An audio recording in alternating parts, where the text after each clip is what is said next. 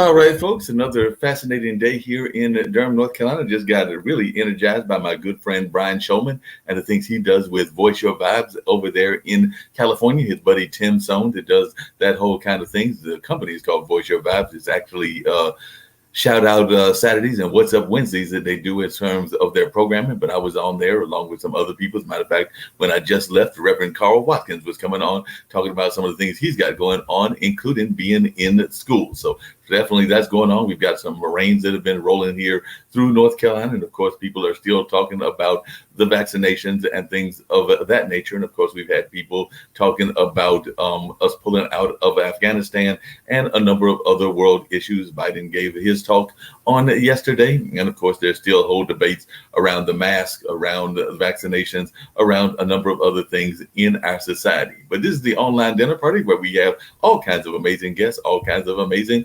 conversations. And I'm glad to have a good friend of mine on that is out of the acting community, and they've got a special project coming on as well. So looking forward to having a conversation with them about what they've got going on and just their whole life and how they've done some amazing things. Because every time they come on, they always give me a great smile and a great deal of wonderment and all of that. So always glad to have Joyce Waller on. So I'm going to bring her on and we'll have a conversation about some of the things that she's got going on, including an amazing show that's getting ready to happen. But she's been involved in the world of theater and all of that. And as I was telling earlier today, I was talking on Brian's show, I had been busy with Dr. Kelly's event and had been busy with the Black Business Olympics, part of the Black Business Expo, and had not been paying that much attention to world events. And I did see a sad note that it happened as well. So I had not realized that last week, one of our true legends in the theater had passed away, and somebody that I consider almost like an aunt figure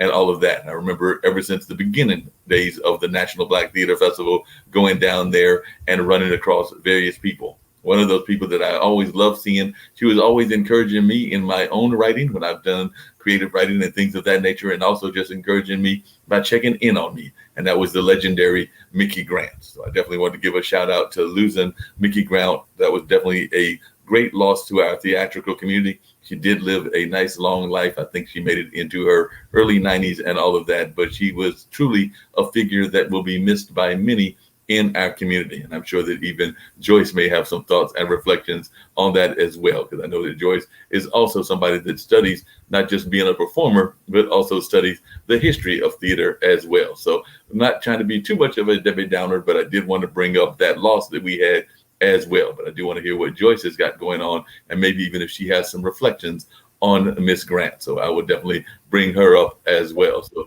how are you doing, Joyce? I was saying, I was definitely saddened by that news, and I didn't even find out till I think either late last night or this morning, because with COVID and everything else, we sometimes get busy and we don't always pay attention to what's going on in other parts of the globe. So like I said, I saw that had happened in the New York community, and other parts of the community were honoring that true legend. But I know that you've done the work in the theater community and probably have even had the pleasure of either doing one of her pieces or having the pleasure of seeing her perform and things of that nature. So I'd love to hear your thoughts. And of course, I know you want to hear about the amazing event that you've got coming on as well.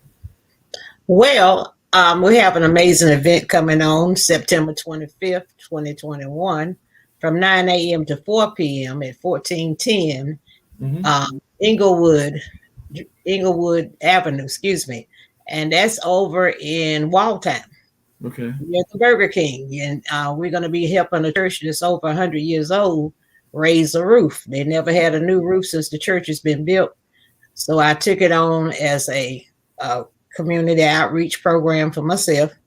And some of the things I used to do, I've been retired now a while, but I dabble and dip and whatever. But I started my first company in 2002, which was Star Foundation. Everybody knows Star Foundation. Right. And I worked with children, with talented children. We had modeling, dancing, drumline, stepping, you name it, we had it. And we would put on shows every 3 months. And I would get donations from mostly the vendors here on Fayetteville Street. Back then, they were all very active, and some of those vendors were, we had Cozy Kitchen, we had George's, That's some, and we had various others. I should have made a list of them, but anyway. So from that, I went to Just Ask Big Mama's house. I Mm-hmm. went to Atlanta to set up a Just Ask Big Mama's house. Unfortunate for me, a close relative got really sick, and I had to come back to Durham. Right. So since then, I have done summer camps here at my church, Gateway to Heaven Church. And the smallest summer camp I ever had was 35 kids, the largest 125. Wow. And I'm proud of that. But also now I'm designing websites. That's my new thing I'm doing. And I have some links or whatever I can share with people if they want to go take a look at them. But what we're going to be doing that Saturday is signing up volunteers. I've been contacting roofing companies to ask them could they contribute supplies or some labor or whatever they could do. And I think it's a worthy project. Apostle White, Apostle White, and Pastor White, they are both good friends of mine. And I asked them, could I do this campaign for them? And they said, sure, you can do it. I did their website also. But I'm getting more buy-in, more buy-in. I got a call from you or email from you saying, Joyce, come be on the show. Yep, And I definitely. appreciate that. I remember you when you was at WNCU Yep. and you used to be at the Blues Festival, Yep. Art, what was it? Durham Centerfest. Center Fest. Yeah. You know, everything you was at, I was at, and I had volunteers who worked with me from Star Foundation on those events. And that's how I got to meet a lot of people in the community. And plus, I worked for NCCU for 21 years, Right. and I worked for the city of Durham 8.5 years. Wow. So I got to meet a lot of people in the community, and I had a lot of people to sponsor. People enjoyed the program we had, and we called it Star Elegance. Right. And we had a Jim, I forget Jim's last name, gray haired fella. He used to film the city council meetings. Jim Fields. Jim Fields, yes. Mm-hmm. He was my private videographer, and he would come to every show. He didn't charge me nothing. He came to every show, videotaped us, gave me a copy of the video, and he had us on every Tuesday night at 9 o'clock. He would have one of our shows on there. I thought that was very sweet of him because they helped me get donations when people were told I would announce their business on TV. Mm-hmm. So it was cool. And I'm glad I met your acquaintance some time ago. Yep. I just hope that I can do more things with you in the future and reach out to more people. And I know you have great connects. I will be sending you the poster. Young lady is redesigning the poster for me right now to have all the information on it. And Yes. I'm getting the banner done today and everything. So hopefully by the 25th, not hopefully, we will have a good day. And I want you to come out if you would, if you want to interview the pastor or the apostle or people that's I'm gonna have vendors there at no charge. If anybody that watches your show would like to be a vendor that day or would like to come and sing that day or whatever, anything they can help with, and the cash app for that is I love G God's Anointed Ministry, GAM. I love GAM. And if they can't come or be present, maybe they can donate. Also, I would say we're trying to make this get some good people there, people from that community there, and hopefully build up the church membership.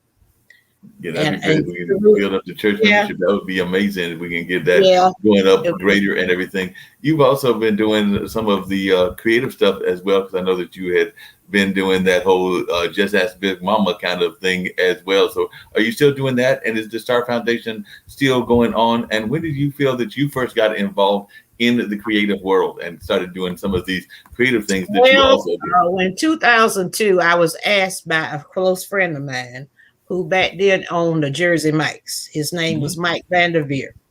He invited me to a meeting they were having at the city of Durham with some Walt Disney producers who were looking for different things to take back to Walt Disney as projects or whatever. And I had approached him as a talent scout for youth. and I would find the talent for them here in town, and then take the youth to Florida. Right. Well, I got through first round, second round, third round, fourth round. They told me to resubmit and try again the next year, but it was a positive turn. So I went on ahead and I decided I would be nonprofit. I revised what I was doing and said I do youth talent shows and events, and I went from there. After that, I am doing Just Ask Big Mama came about 2000. I want to say 2011 or 12. Mm-hmm. And she started out as a spokesperson for my organization. A gentleman, a professional artist named Mr. Tayburn, he worked for the News and Observer. He was a cartoon artist for political cartoons. Right. And he met me one day at the Briar Creek and sat and talked to me. And while he was talking, he drew this picture of Big Mama. And I think it reflects me in a cartoon form. So it's been getting a lot of buzz. People like it. I'm having T-shirts made with her on the front, and I have Raised the Roof on the back. And if you come that day, we'll make certain you get a T-shirt. I'll definitely try to come there so I can get that T-shirt and also help support the organization and all the great work that y'all are doing for sure and all of that. When did you feel that you first got involved in wanting to be active in Durham and the Durham community? Because as long as I've known you, you've been very active in the community. You, like you mentioned, worked at Central. You definitely have worked at a number of other organizations, and you've always been an active person. So we know that Durham has a rich history of activism, but was this something that you grew up as and something that you really wanted to do? When I decided to form Star Foundation, I had two pastors in my life when I was a young child who taught me how to set the proper table, how ladies should sit, and they were so prim and proper and everything. And when I went out into the world, I realized young people won't talk these skills. Wow. How to introduce yourself to someone, how to look people in the eye and talk to them, how to give a firm handshake, how to dress for success and go for interviews and everything.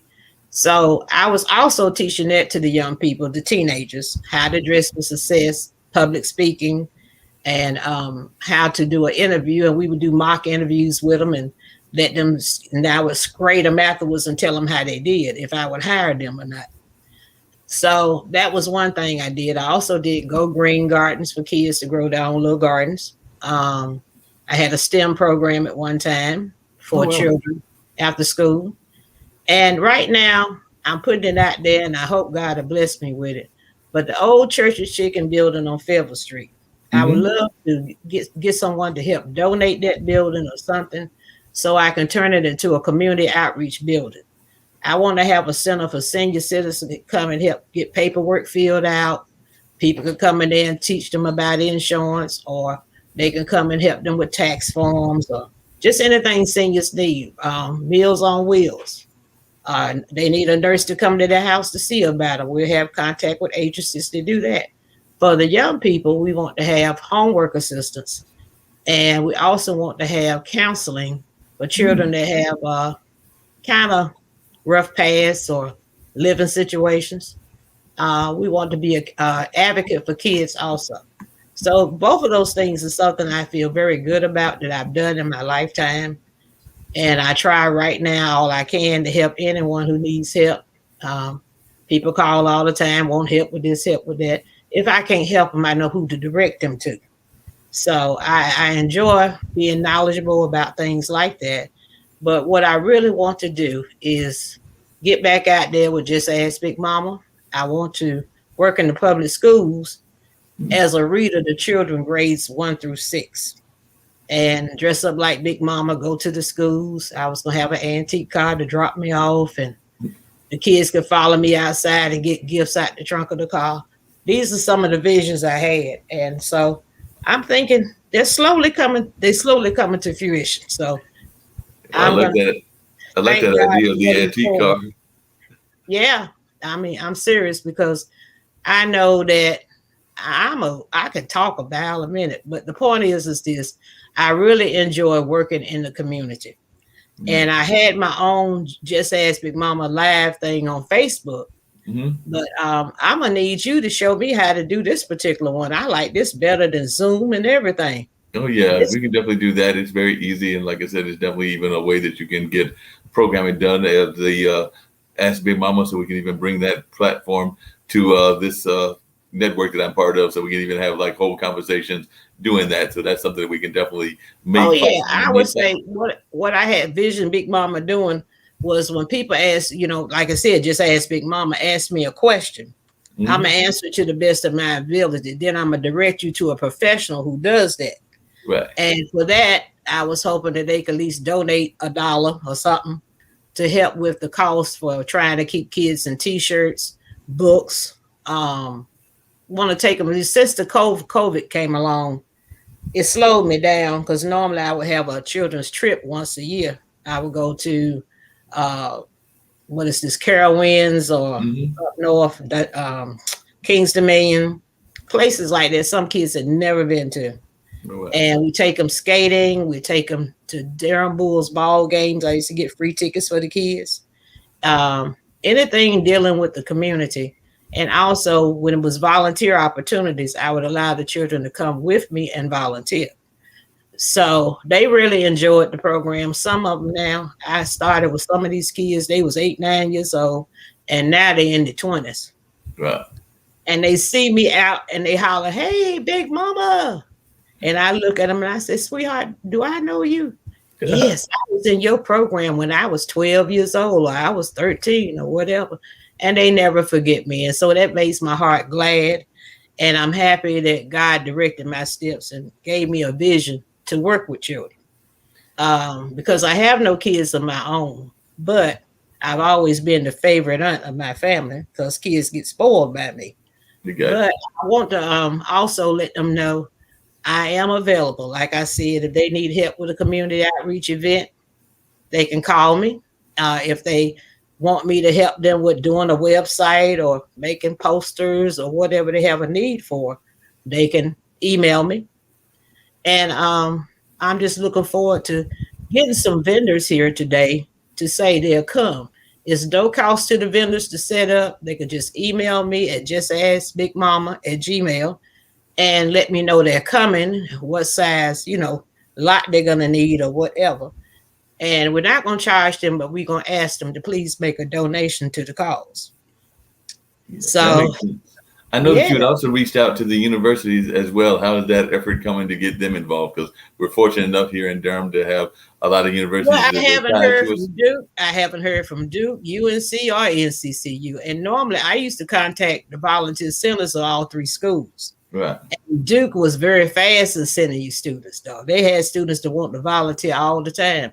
Matter of fact, I had some of them to come and volunteer during the summer when I had summer school. And NCCU, I've had a few of those to come also. But like I said, my major goal right now is if you could help me or contact some people that you know, I would like to get the church's chicken building.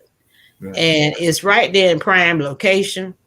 And it's right there near a parking lot where everybody go, and now it's next door to Checkers. Right. I spoke to the Checkers, the guy that owns that.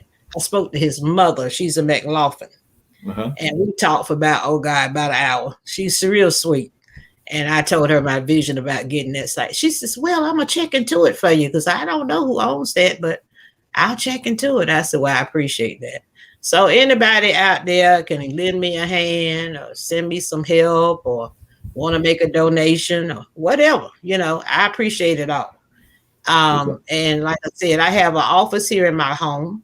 Okay. And as you can see, I guess behind me, my little banner.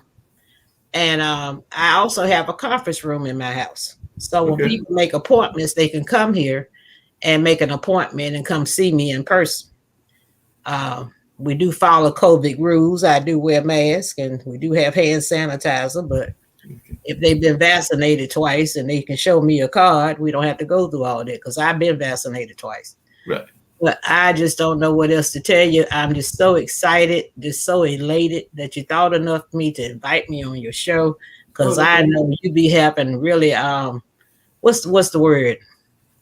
High caliber people. Oh yeah, definitely have high caliber people. Try to bring all kinds of amazing people in. Matter of fact, I just had And stroke I'm survivor happy. on one of the shows earlier this week. So they were calling and having some interesting conversations. I've had some people out of California and other places, but I definitely wanted to let folks know what you had going on and things of that nature. And definitely, I've got some past things that have happened and some other advertisements that I'll be putting on. But I'm waiting for one of our California guests to come on as well. But always good to have you on, and always glad to help and support any way that I can and all of that. So I know that you've been involved in the community for a number of years, and anything that I can do to help, you know that I'm definitely going to do that. I've always been that Oh kind yeah, of oh given yes. person and things along those lines. If you want to put in the chat, and then I can make a banner about it even while we're talking or if you just want to tell folks once again the Oh, website put and it the in name of here. the event and what y'all are going to do exactly at the event, because I know it's going to have some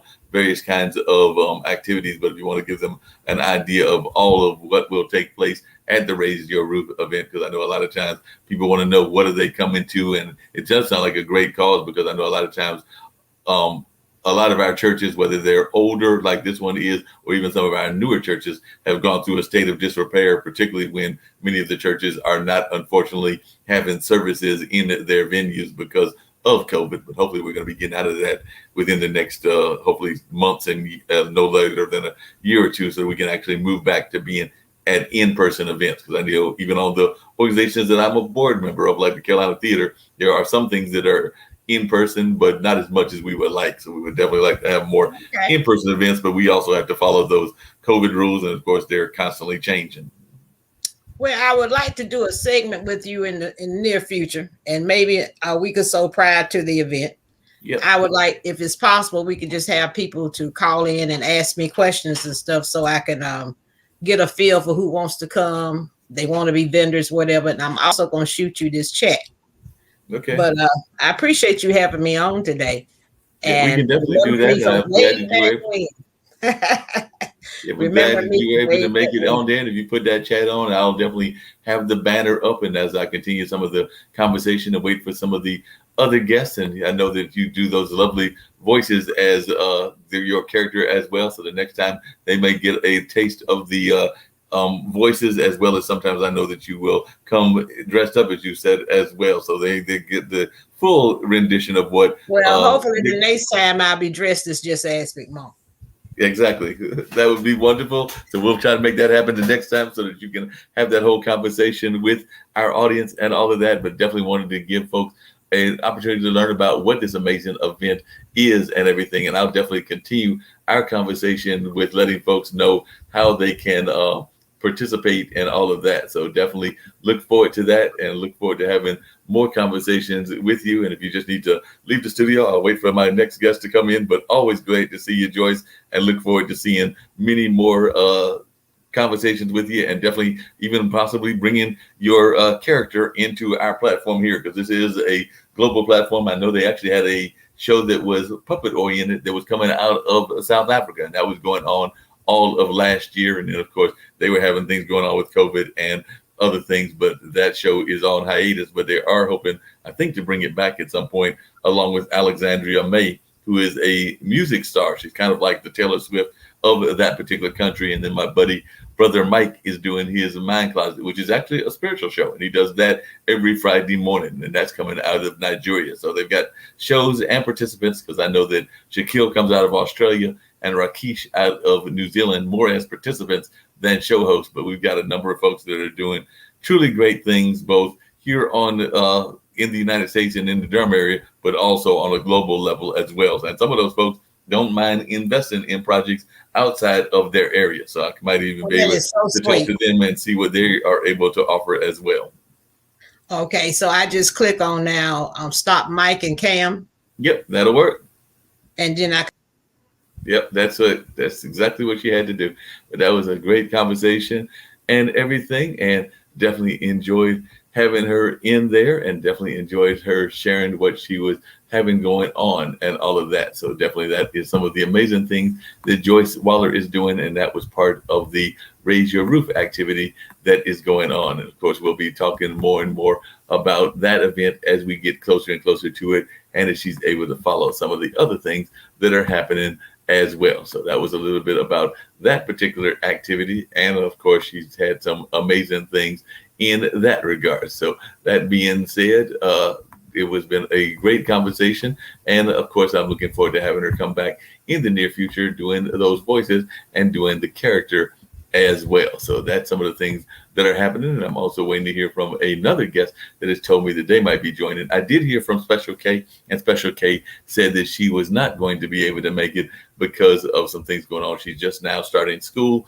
after having graduated from high school. And of course, that is causing her to have to concentrate. There have been some COVID cases as well. So, of course, there are health concerns, but definitely she was feeling busy and a lot of other things were happening in her life. So, hopefully, she will be coming in later, if not today, later on in the week, to talk about Universal Video, which is out of Morrisville. And I'm definitely looking forward to having some conversations with her about that amazing organization that she has put together and all of that. So looking forward to having a great conversation with her and for her to share some of the things that she's got going on as well. So, a number of these things do happen. And of course, we're waiting to hear from some other guests as well. So right now I'm going to bring in some things that are going on and see if I can hear from my other guests. But I do want to at least give y'all a reprieve from our conversation and see what else is happening. But I'm going to see if my guest from California is ready to come in and share their story as well, because I'm definitely looking forward to hearing from Shakti and what she's got going on in her world. But definitely that is one of the guests that I had scheduled for this particular evening. But we're still waiting to hear from Shakti. I did have Joyce, like I said, scheduled, and that's who is here talking about what she's got going on in her world. But there are other guests that I'm looking for as well. So definitely waiting for them to come in and share their wisdom, their knowledge, and all of that. So I'm going to bring up one of those poetic breakdowns. And by the way, I'm going to let you know about another show that airs tomorrow, that being The Gamer's Den. And of course, we still love talking upstream and some of the other shows that we have. This says that The Gamer's Den is at 1, actually on Thursdays, it's at noon. So it's actually at lunchtime. But the rest of the information is correct.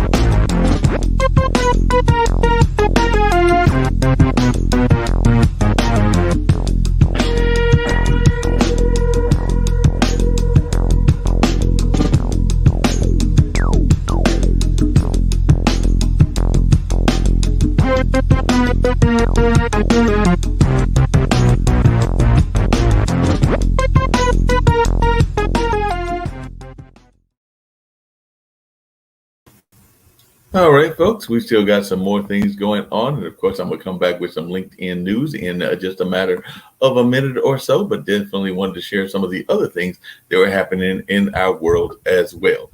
As a matter of fact, I see that Joyce has popped back in, so I'll see if Joyce got some more things that she wants to share also. But right now, we've got other things going on in the community and things along those lines. So definitely want to bring up some of the other things that are happening, including a great poem that I know a lot of folks enjoy hearing, which is a poem that a good friend of mine did, and which is involved in terms of talking about sportsmanship and all of that. So sometimes we like to bring in this particular poem to help keep things going and things along those lines. But before we even get to that, I was going to bring up an amazing guest and amazing person that is a part of what we've got going on in our community, which is Lotus Richey. And Lotus Richey does some things that have to do with the wonderful world of social media. And she's also somebody that I consider to be a friend and all of that. So I'm going to bring up some of the things that she's got going on in her life as well, and how she can help you with your career. So definitely I'll bring that up right now.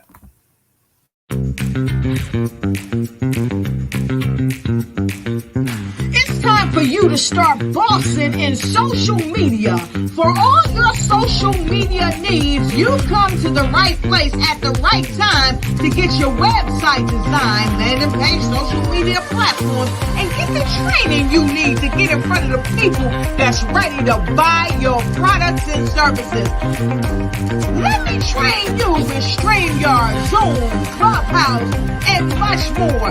And let me help you get your virtual professionals, not assistants, because assistants can only assist you, but the virtual professionals can give you that professional flavor that you need to expand your reach and increase your revenue. Jump on in and get in where you fit in and start bossing today.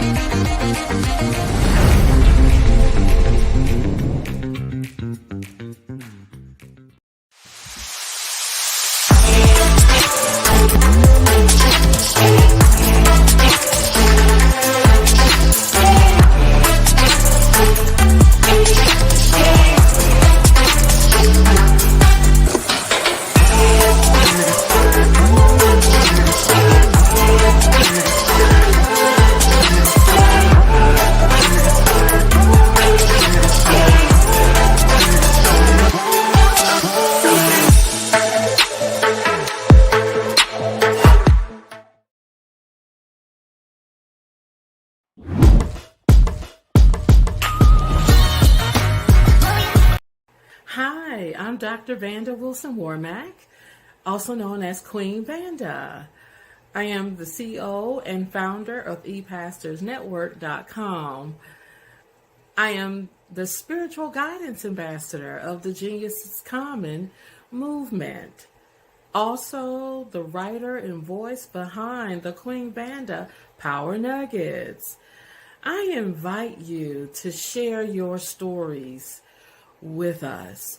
The Queen Vanda Power Nuggets is now a movement. Yes, a movement. So share your stories, your miracle moments, your testimonies with us so that we can collectively share them with the world. Check out my website to receive more information on how to submit your video to us. God bless you.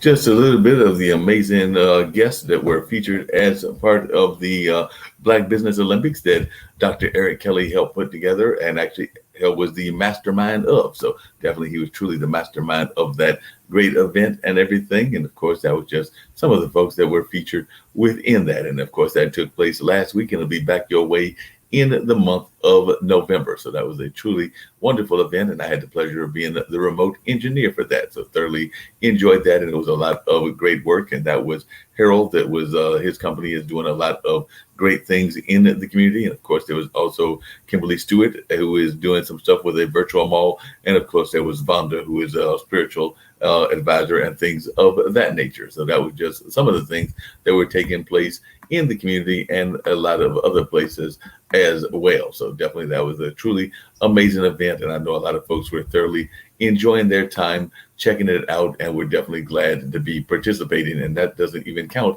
our many great and amazing local people that were participating as well. So that was some of the things that were happening in that event. And we thoroughly enjoyed having our role in that. So definitely look forward to the November event. Also looking forward to it coming our way, I believe, in January, and it looks like we're scheduled for March as well. So that is some things that are happening in our community and which we were glad to participate in, and definitely had a fun time enjoying ourselves, but also being kept very busy with the great and amazing work that was taking place at that time.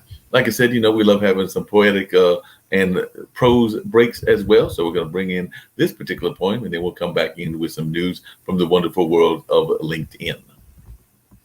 The difference between thinking and doing and living in the 21st century. They teach us about being a real quarterback-oriented games. We don't have to just use video games and live in the shadows of good things because of them. We grow up with agility far larger and bigger than we are tall. Parents are the champions and have to be our first life coaches and know-it-alls. Who knows how this came to be? Coaches will ask you if you know your right foot from your left, if you know yourself, if you act knowingly good or bad, if you can move and negotiate a field with style and form, if you can tackle or throw a pass, or if your last name is that of a clown, if you can let someone know on the team that you are in trouble before you cause yourself or someone else trouble. If you are ready to learn teamwork or aware that you started out today with your pants down or your sportsmanship was left on the kitchen table, if you know the social studies, the alphabets, science, music, characters, and the stats and the numbers of a great student player eligible to stay on the team, and if you know the poise of great athletic champions and their scientific attitudes that are historical or music to us now, if you have the swag of the game, the discipline, the performance, and artistic form down pat, and if you have the style of gymnastics that the sport has with life, if you have the work ethic and determination to make it all seem easy and not a game at all, if you have the knowledge of all the above, or you don't know things like this even make the difference. I think that when it comes to the importance of parents and their field and self-knowledge, wisdom, virtues, and courage, their teachings, love, respect, care that they illustrate on the field and in the grind of life with their actions and their ideas, experiences, muscle, and strategic magic and skills wrapped around us with their priceless love. For their verbs to be that make us winners in this hard and fast third century, that without them, kids and adults, athletes could hardly see or do anything at all. Parents teach us the difference between playing video games and playing on the field. Parents teach us how to be champions. A huge hug should go to parents, coaches, and parent-like community people who have love on the field for you and who are champions for your life, both in and out the games.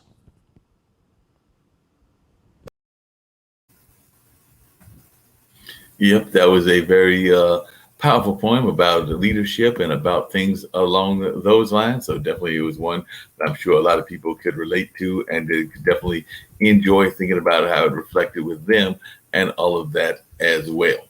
Right now, as I'm waiting for the next guest, I'm going to bring up a little bit of a clip of the interview that I did recently on the radio show with Mark Lee that featured a young lady that was a stroke survivor and our conversation that we had and things along those lines. So it was a very poignant interview in my mind, and definitely something that a lot of people need to be thinking about as we're thinking about health and things along that line. So I'm going to bring up a little bit of this interview and let you hear a little bit of what that was all about as well. And then, of course, we'll be back hopefully with the other guests coming our way very shortly. But definitely we'll be doing that. And of course, we'll have streaming across in a little bit the whole presence of what was going on with Miss Waller and the big event that she's got going on as well. So here to bring up a little bit of the interview that was done with Miss Glim, Joanne Glim. So we've been having a whole J kind of day as well. So this will be the interview that was done with Joanne Glim. So I'm going to bring a little bit of this up for y'all to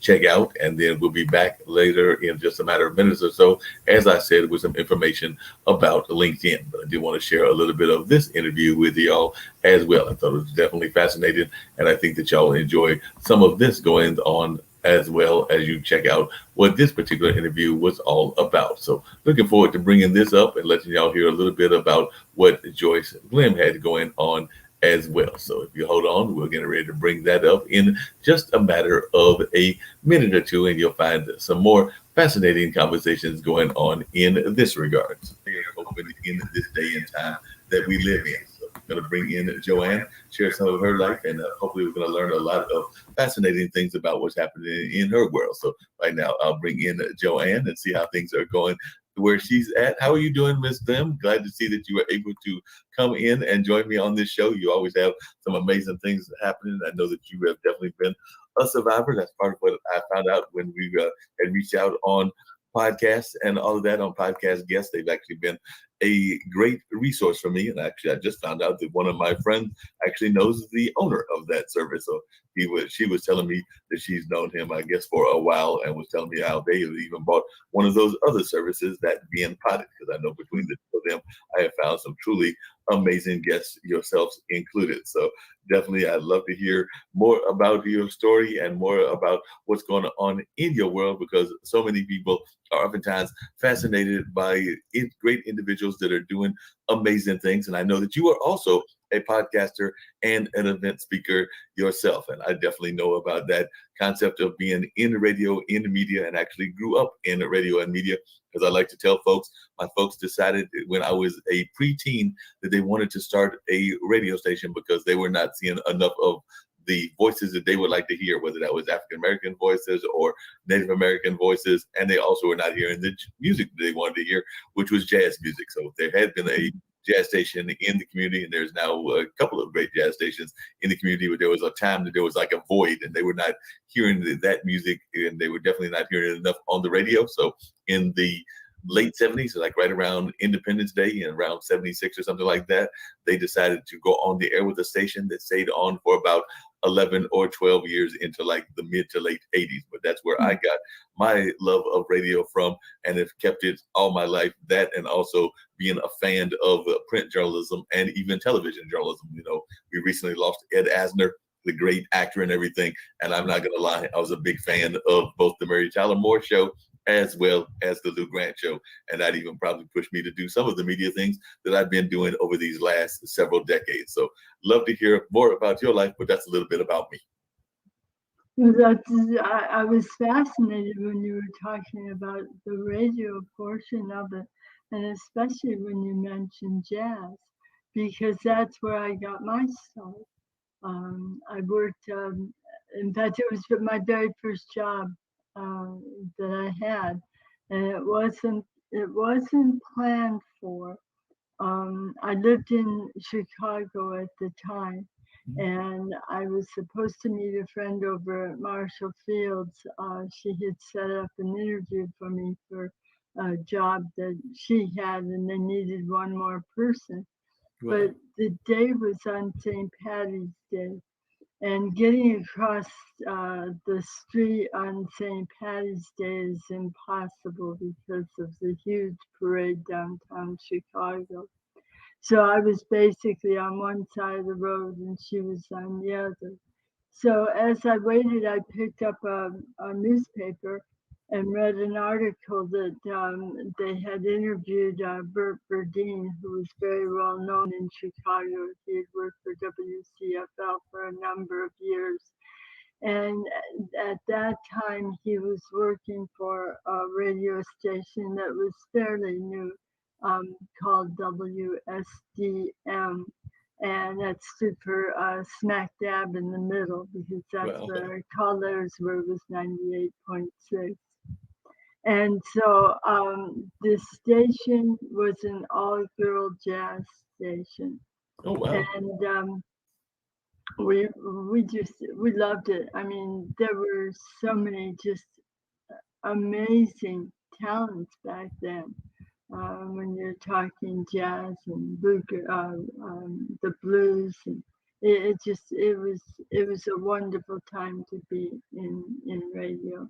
No, yeah, I definitely love radio, and definitely sounds like it was some wonderful times there that you were having everything. And I definitely enjoyed growing up in that radio environment. There was even folks that were starting shows of different formats. I remember we had a show called Let's Rap, which was actually one of the early rap shows, and some of those people even went into commercial radio. But it was a show kind of like Zoom, if you remember the old Zoom show. So it was a show for teenagers by teenagers. So they actually created the show, created the format, and did that whole 9 yards. So that was a show that my parents gave the permission to go on, and that show had a great track record. And like I said, some of those DJs went on and had success in commercial radio. So that was a great thing that happened.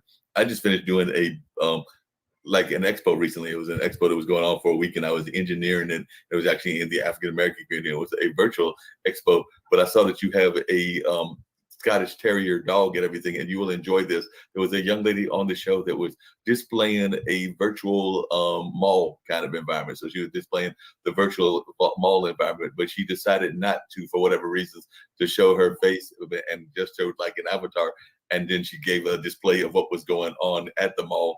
But she also said that part of the reason that she didn't do it is she had one of those designer dogs, which she called her quality control manager. So that dog liked to in the background and all of that. So she called it her quality control manager, and she was afraid that the dog may take over the show. And I know that a local friend of mine actually unfortunately they lost it recently. They had a one of those fancy birds. I think it was a cockatoo or something like that. And I knew though that when Tammy came on a couple of the shows, that cockatoo would pop up and try to become a star in and of its own right. So, sometimes the animals like to take over the shows as well. I've been without pets for a minute, but it's always fun when they add their element as well. So I'm sure that as part of your family, you probably has a great deal of love and affection for that part of your family also. Oh, absolutely. Well, our Scotty is rather shy, which is not a trait that you usually find in Scotties. And since my husband and I have been married for 47 years, we had a Cocker Spaniel was our first dog. And then after that, we had a Scotty and fell in love with the breed. And we've had Scotties ever since. So. Wow, they sound like they're truly fascinating. I know the other thing which surprised me when I was reading up on you and reading some of your history is the fact that you definitely have had the success of being a stroke survivor, but you also had that experience with family members. So, and I know that a lot of times that it comes in the fact of it being hereditary, not all the time, but some of the causes can be hereditary. And I was just wondering, how that impacted even what you went through? Because I'm thinking that when you had to go through it, I believe it was with your mom, it probably also helped you when it happened to you. Like I said, I've been fortunate that I've had fairly good health. I mean, I've definitely had an arm broken, and I've definitely had some other injuries, but I've got a friend I've got some relatives that, like my Uncle Randy, that are multiple stroke survivors. And then I've got my good friend Ray Pascal that has also been a stroke survivor as well. And I know he goes through a lot of those stroke support groups and things of those nature. So I just wondered if you could share a little bit about that journey, and also how having that experience as a child might have helped you when you went through it later. Well, my mother died from a stroke when I was 14. Wow. And back then, this is in the 50s, back then people did not talk about feelings or emotions or anything like that.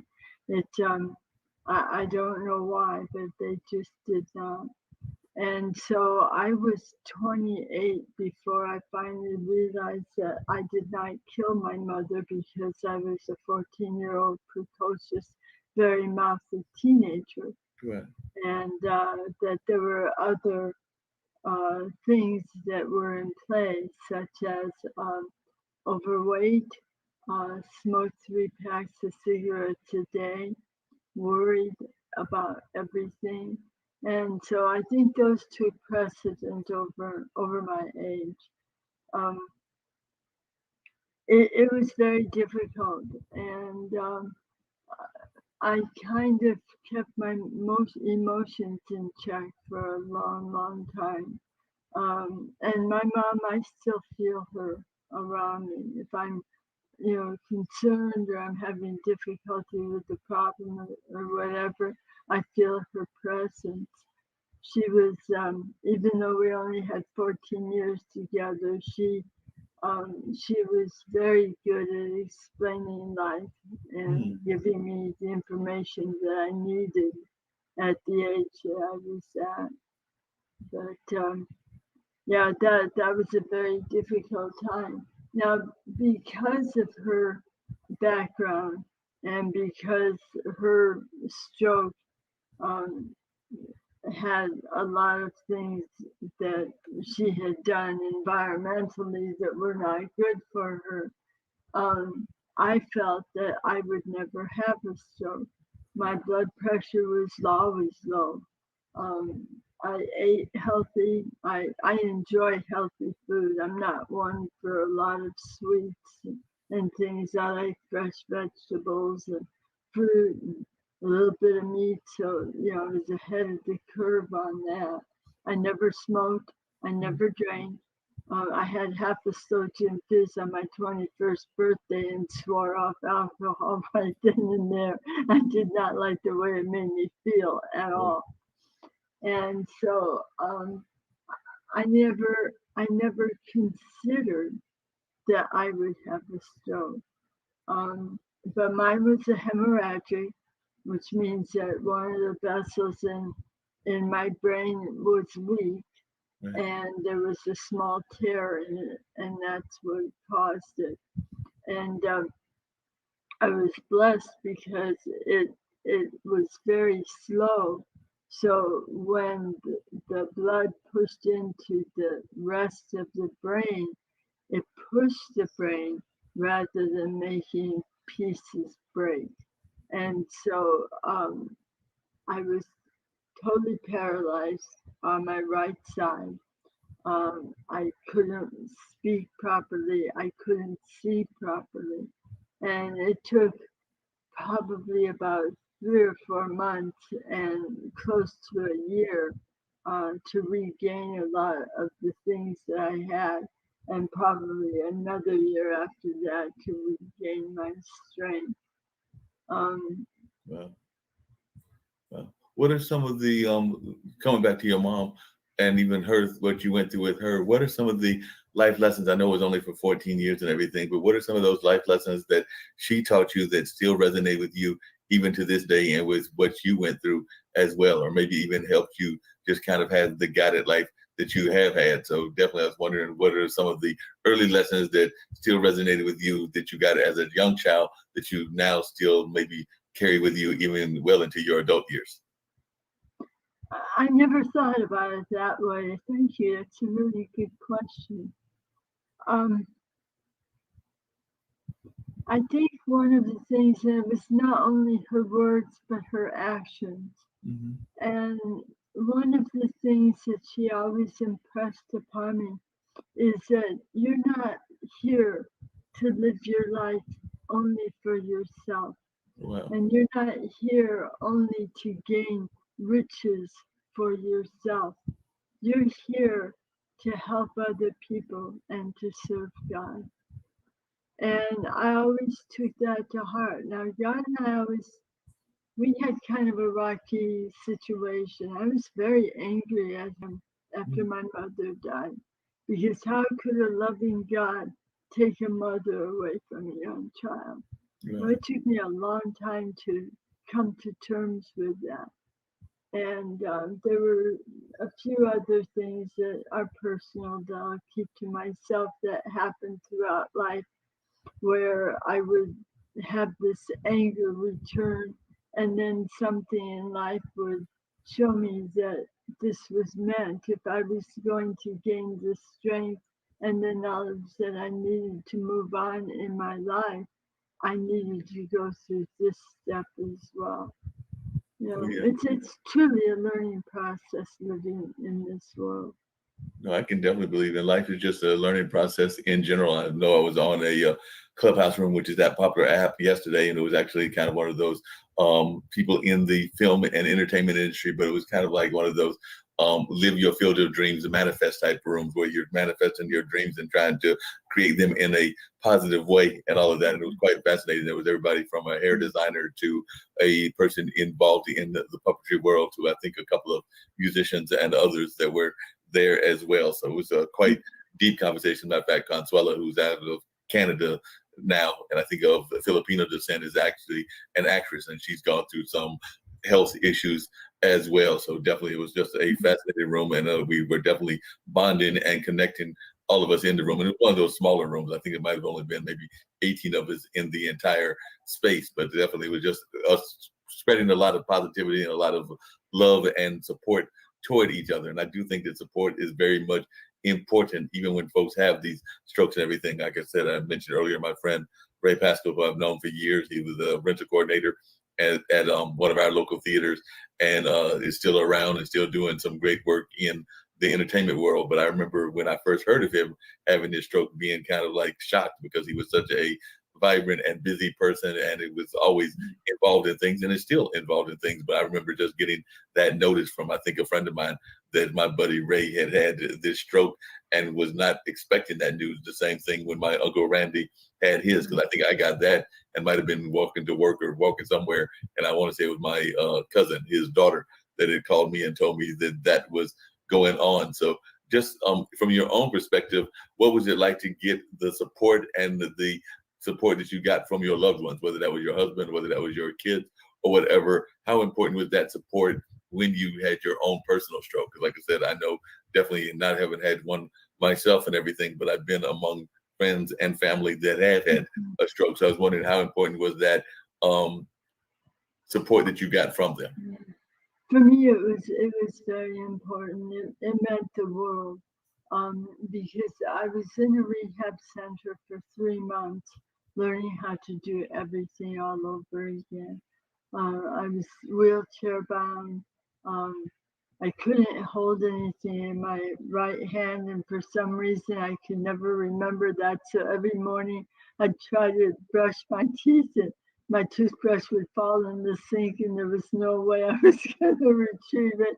So every morning, my husband got in the car, God love him, and drove over and brought me a new toothbrush. Wow. You know, he was so devoted and so good to me during that time, and it meant a lot. Another thing that I found really interesting and very helpful was um, the the staff at the rehab center where I was very devoted to us. I would say probably 80% of the people at this rehab center were stroke survivors. Oh, wow. And so their dedication to us, and there would be times that somebody, maybe a doctor or a nurse or someone who was trying, they were well intentioned but not really things through before they spoke, would say something about, well, you probably will never do this again. Yeah. And I would tell that to my therapist, and they'd look at me and they say, well, we'll see about that. And most of the times when I brought that information to them, they did. They saw about it, and I'm able to do it again. Wow, that's just fascinating. What are some of the misconceptions that you think people have about the strokes, and I know it's a wide range because people can have stroke for a variety of reasons. And you've actually alluded to some of them because I know sometimes it can be because of habits, whether that's cigarettes or alcohol, sometimes or food habits, and sometimes it can be just because of hereditary causes. And there are a number of other things that can happen as well. But are there any like um, health stereotypes that you think people have of folks that have survived strokes that, as you were writing your book, and I know you've written a couple of books and everything, that you resonated with or that you had to reflect on as you were doing that? I was wondering if there was any like life lessons that also taught you as well, because I know a lot of times we all have these momentous occasions that happen in our lives, and sometimes they happen out of tragedy. Sometimes our greatest successes can come out of our tragedies as well. But I was just wondering, what are some of the things that you learned? Yeah, I agree with you wholeheartedly. I have learned more through the traumas in my life than I ever did through the happiness. And and it's been tough. We don't want to let go of the good and the happy in life. It's a nice place to be. Um, but sometimes we have to kind of slog our way through the things that aren't so nice in order to get to another level of compassion or understanding, or a place of being able to let go. Yeah, I agree. And speaking of letting go, I know that sometimes we oftentimes, and you mentioned it even when your mom passed and everything, it's so easy for us to want to blame the higher powers and all of that. I'm actually not the biggest fan, just personally, of the church institutions because I sometimes find that they get too caught up in the personalities and the not so much the message. And I also believe that there are various messages in order to get to heaven's gates, but that's just kind of my philosophy because I think that a lot of the world's religions have good messaging, whether that's out of Christianity or out of Judaism or whether that's out of the Islam religion, even though some people may have very negative views of Islam now because of some of the things going on in the world. But even out of Buddhism and some of the other more quote unquote enlightened religions, I think that there is a lot of positivity in them. But I also know that we as a people, just world citizens, we oftentimes have disasters that happen either in our own lives or among our peers. And we all know that we are mortal beings and all of that, but we all want to live as long as we can. And if we had our way, some of us would probably even do the whole immortal thing, but that's probably not going to ever happen in our lifetime at all. But I was just wondering, because you had alluded to it earlier about that blaming and wanting to blame God. And I know even sometimes when we talk about what's going on bad in our lives, we oftentimes are wondering why us, why now? We're even seeing that now in my mind with a lot of people around the pandemic. But I was just wondering, how did you work your way through that, or do you still work your way through that sometimes where you're wondering why it happened once to your mom and now it's happening to you? Is that something that you still have to work through? The quick answer on that is no. The more difficult and longer answer is I've spent a lifetime searching for my higher power, for the entity, which in my case happens to be God, to help me through, to help me to understand life and what is it you want from me. And we had a chance, my husband and I, about 2-3 years ago, had an opportunity to go and visit the Holy Land. Yeah. And I would strongly recommend anybody who is a Christian to go there, because we've spent, I remember the very first time I went to church with my mom, I think I was 4 years old. And I was in a group of all these other little kids that were my age. And the very first song that we all learned how to sing was Jesus Loves Me. Right. Jesus Loves All the Little Children. Right. And I sang it as loud as I could. And I remember that. I remember the feel of the room. It really was a very special moment in my life. And as I've gone along and different things have happened to me, sometimes my first instinct is to run away, to hide, to find someone that would console me. And then I started to realize that sometimes you have to do that for yourself. Right. You have to learn to be kind to yourself and loving to yourself. And when you were asking about what are some of the things that stroke survivors have learned, Yeah. I think the biggest message that I hear from so many people, and I feel the same way, is after surviving a stroke and being so close to death, we're not bothered by the pettiness. Yeah. We don't have time for it. And most of us are very vocal and able to speak for ourselves, even if we're aphasia. And when it comes to being in a situation where it's drama, not trauma, but drama, and things like that, we want nothing to do with it. Because, like you say, there's nothing positive in those messages. And all it does is it not only hurts the person that's spreading it, but it also hurts the other person as well. And I don't think any of us should have time to hurt each other. No, I agree. We definitely don't need to have time to hurt each other. I remember one of the great things, and it was talking about the Holy Land. I remember as a student of history reading about kind of the conversion of Malcolm X, who was definitely very much of a militant African American leader in the 60s and everything. But it was after he went to the Mecca or the Holy Land and everything that he kind of changed his mind in terms of like race relations, because he saw people that didn't look like him, that were of a European background, that were there also worshiping the same person that he was worshiping. And even though it was toward the end of his life, a lot of people will say that that was like one of his conversion points in terms of changing his attitudes about other races and all of that. So it seems like a lot of times these kind of things even change our views about society as well. Because I know that that's even been mentioned in his book that he wrote about that experience before he passed away in the late 60s and everything. But I was just wondering your thoughts about how these kind of things can also impact our views of the entire globe. You kind of touched on that to some degree, but I'm thinking that a lot of times these disasters get us to be a more positive version of ourselves.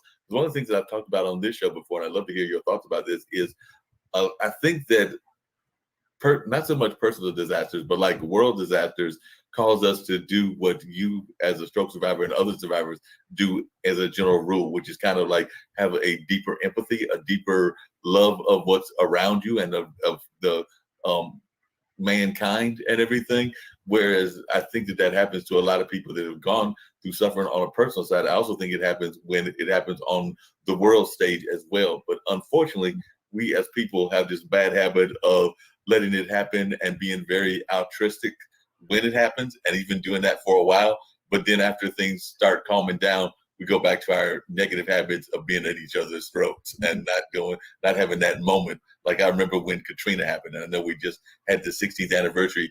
Everybody was really pouring their heart out to the people in New Orleans, trying to help them and everything when it immediately happened. And it lasted for months on end. The same thing can be said with Sandy over there in New York, and even after the 9/11 attacks that are almost now coming up on the 20th anniversary and everything. But then after a while, we went back to not having that same kind of feel. And I felt that way about the pandemic. I felt that when it first happened, a lot of us were very much, one, we were insulated because we all went into our cocoons, into our homes and things of that nature. But we also were very compassionate toward what was going on around us. But now we're seeing people going at each other's throats over the mask and over the vaccine and other things. So I was just wondering your thoughts about how this kind of rotating cycle happens. I think, but we are flawed people, aren't we? Yeah. There's, and when you think about it, and things like this happen, we all have the opportunity to make a personal choice. Right. And I think that that's a commitment you make internally. And Right. that's part of what shapes you and forms you as the person that you are. Right. And it doesn't mean that if you're in a difficult situation, it doesn't mean that your knees do not shake as much as the person standing next to you, but it means that you've thought it through and asked yourself, if this were happening to me or my family or loved ones, how would I want someone else to treat me? Right. And then find how you would apply that for helping somebody else. I mean, if you, it doesn't always work, but a lot of times if you go from plan A to plan B and figure out what's best for you, and your life is always going to be full of choices, whether you're trying to decide for chocolate or vanilla ice cream. Right. There's choices for everything. But on the serious things, you have to really think it through. And the other thing I would say is we need to really think about the people we surround ourselves with. Right. Um, a lot of times we get the idea because it is kind of fun to be around a bad boy. Mhm. I mean they just bring a spark to whatever's happening at the time. But the thing is that that same spark sometimes will come and land in your lap. Right. And so you have to wonder and ask yourself, is this is this person wanting to be near me because he sees something that he would like to emulate? Mhm. Or is he thinking that I'm kind of a softie and he can sway me over to his way of thinking? So you have to be very conscious about the decisions that you make, and your friends and even your colleagues, the people that you work with.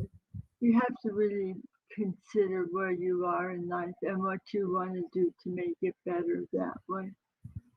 That makes a lot of sense. As you were saying that, I was actually thinking about another friend of mine that I've actually had the pleasure of interviewing a couple of times, and actually she's had me on a show that she's part of, which is Brian Showman's. Well, he does a couple of them. There, the company's called Voice Your Vibes, but he does Shout Out Saturdays and What's Up Wednesdays and all of that. But oftentimes, Nancy actually went through abuse and abuse at a very young age, but she uses that abuse, and she said that it's perfectly all right for me to talk about it. It was abuse at the hands of a family member and all, but she uses that in order to encourage others to uh, learn from what they've gone through, but also to be a better version of themselves. Don't let that define who they are and everything. So she actually is very much empowering people that have been through similar kinds of tortures and things. And I think that that's something that we see, whether it's something that has gone on in your life that is quote unquote a natural thing like a stroke or a heart attack or cancer or something like that, or whether it's something that was man-made like abuse and things of that nature. So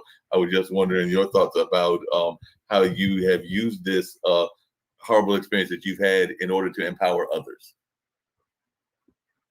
Well, the first thing I would say is I wrote that book, Trapped Within.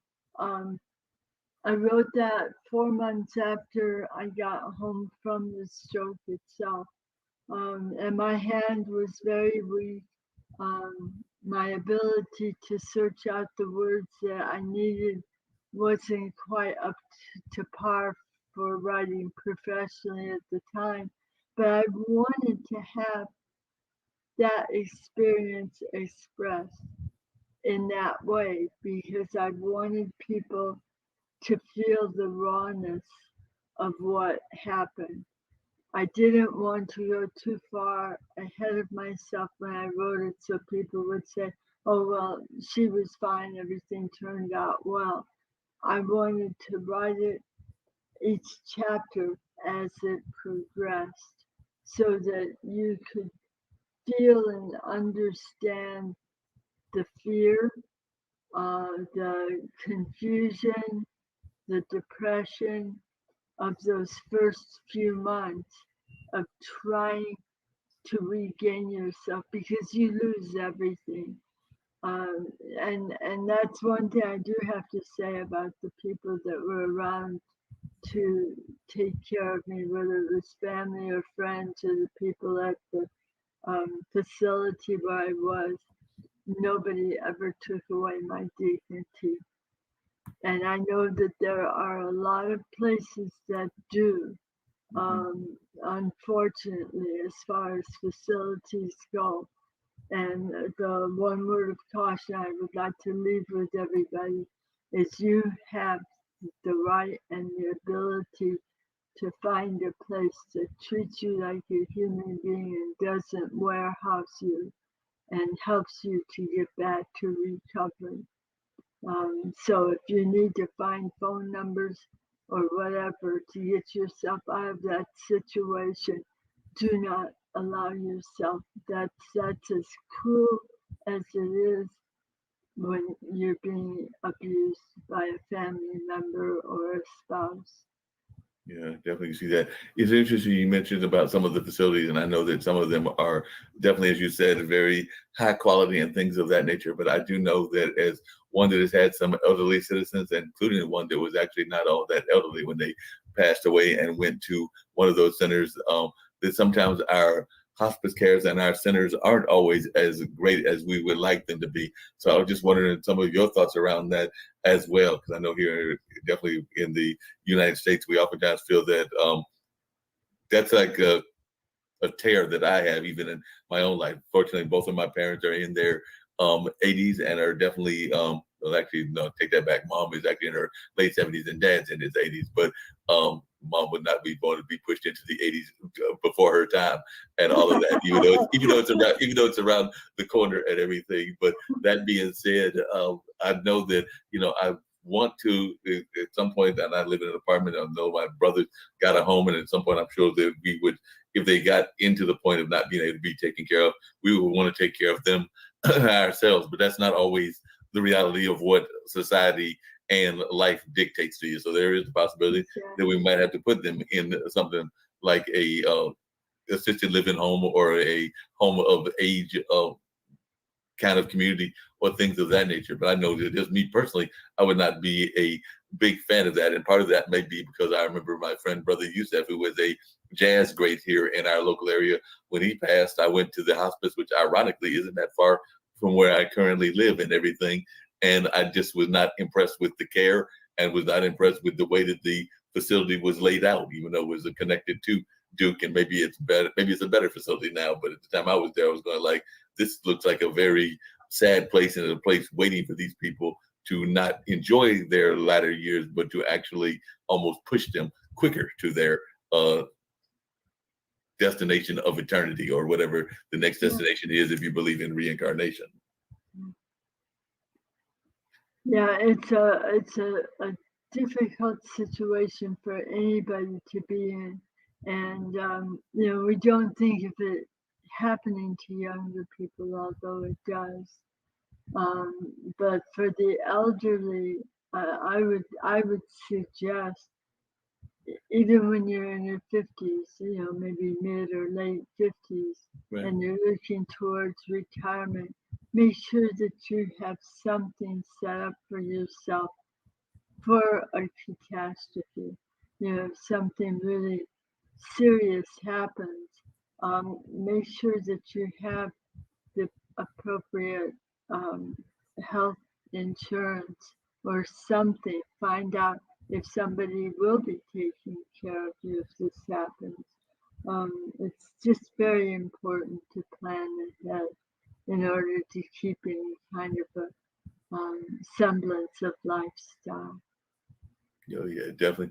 And speaking of the more positive parts of life and everything, one of the things that my dad is very much involved in is art. He's actually got a website called bambooturtle.com, and he's definitely a photographer and also a great, does a variety of art styles. He also does like some people would call found art, and he's also done some stuff around gourds and a number of other styles. But I do know that photography has got a great deal of passion for him, and it looks like it's got a great deal of passion for you as well. So when did you first get into photography? And would you say that that is one of your leading hobbies? And what are some of the greatest places that you've had the pleasure of taking pictures of? Because you've lived in at different times around the world and definitely have lived on both coasts. So what are some of the places that you have enjoyed having the opportunity to taking those pictures of, and how important is photography both as a healing tool, but also as something that you probably developed even before you had the stroke?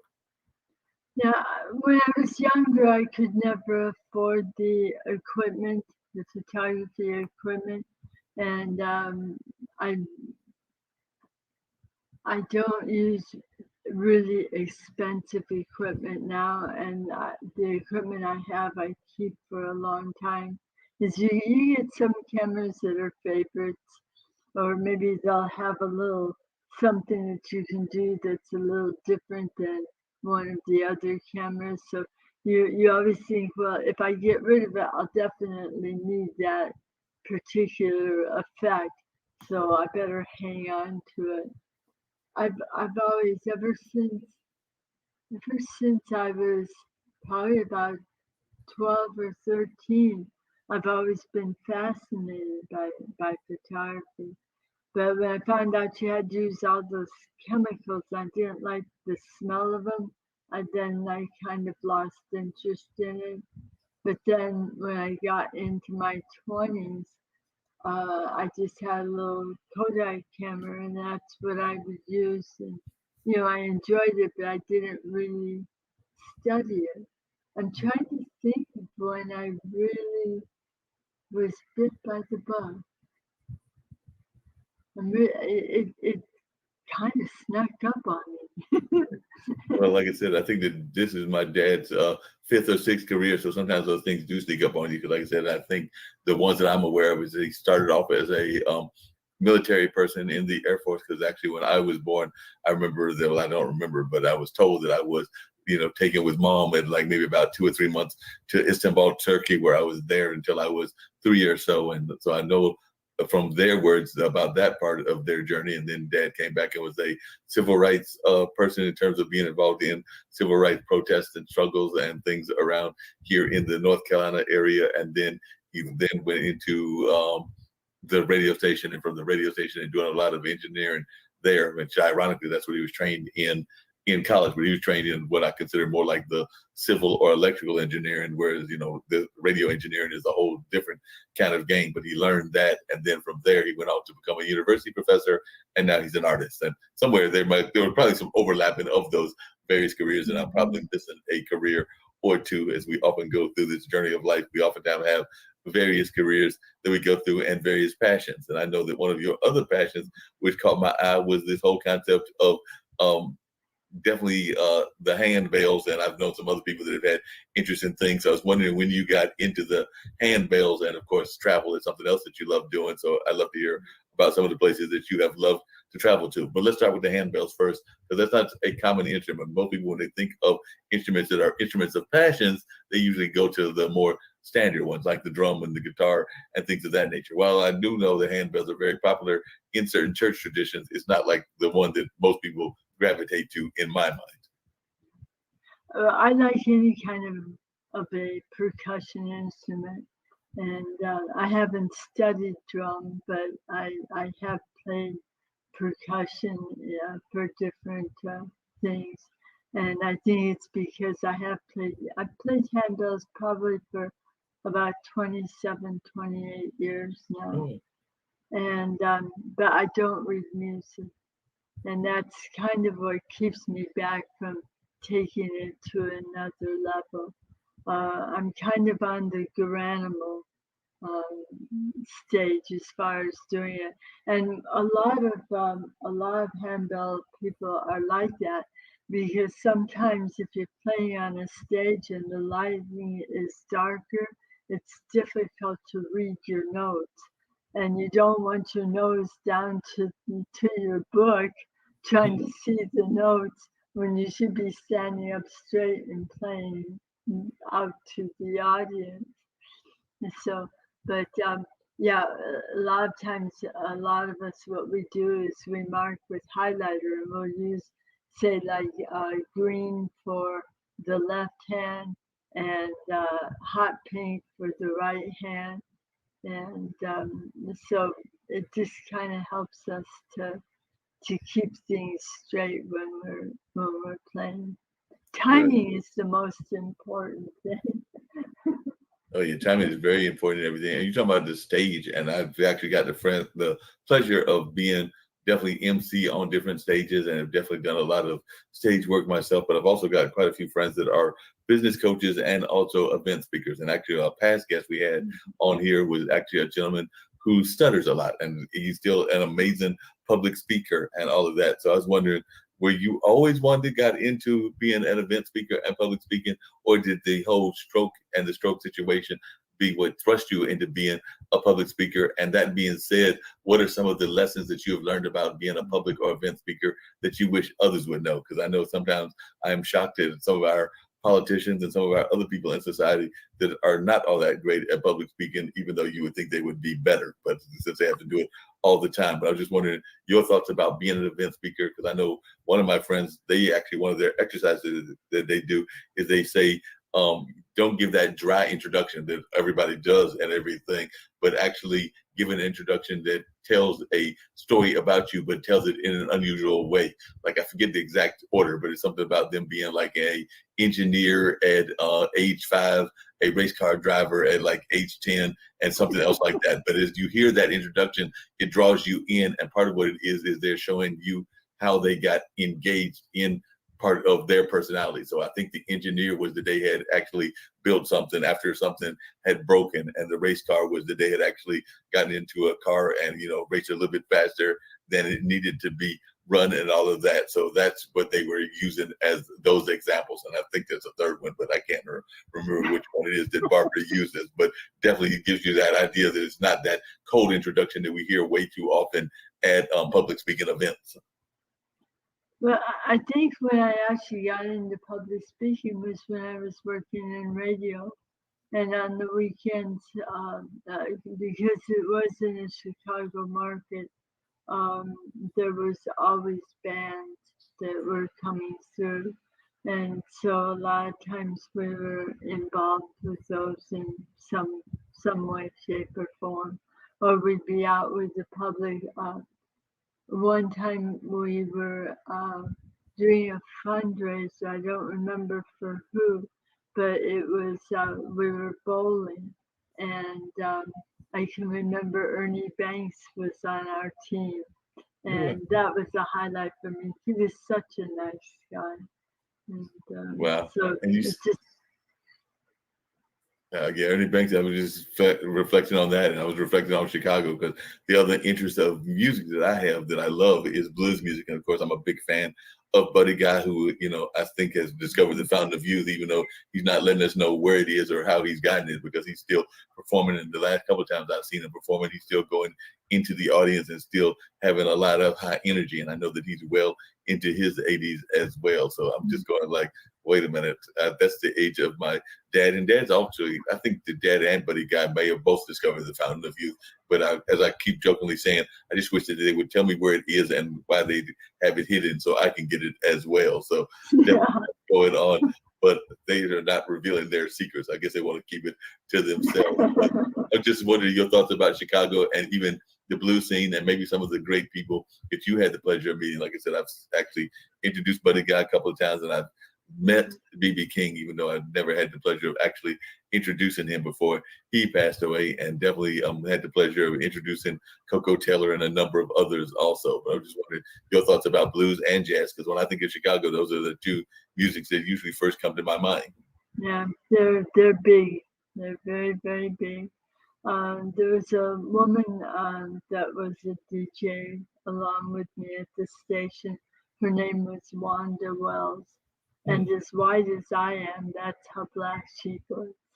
And she was such a good friend. And we would hang out together, and she would take me down to some of the different clubs to listen to the different music. Kenny Burrell was one that I really enjoyed his music. B.B. King did a lot of shows there. We had a chance to see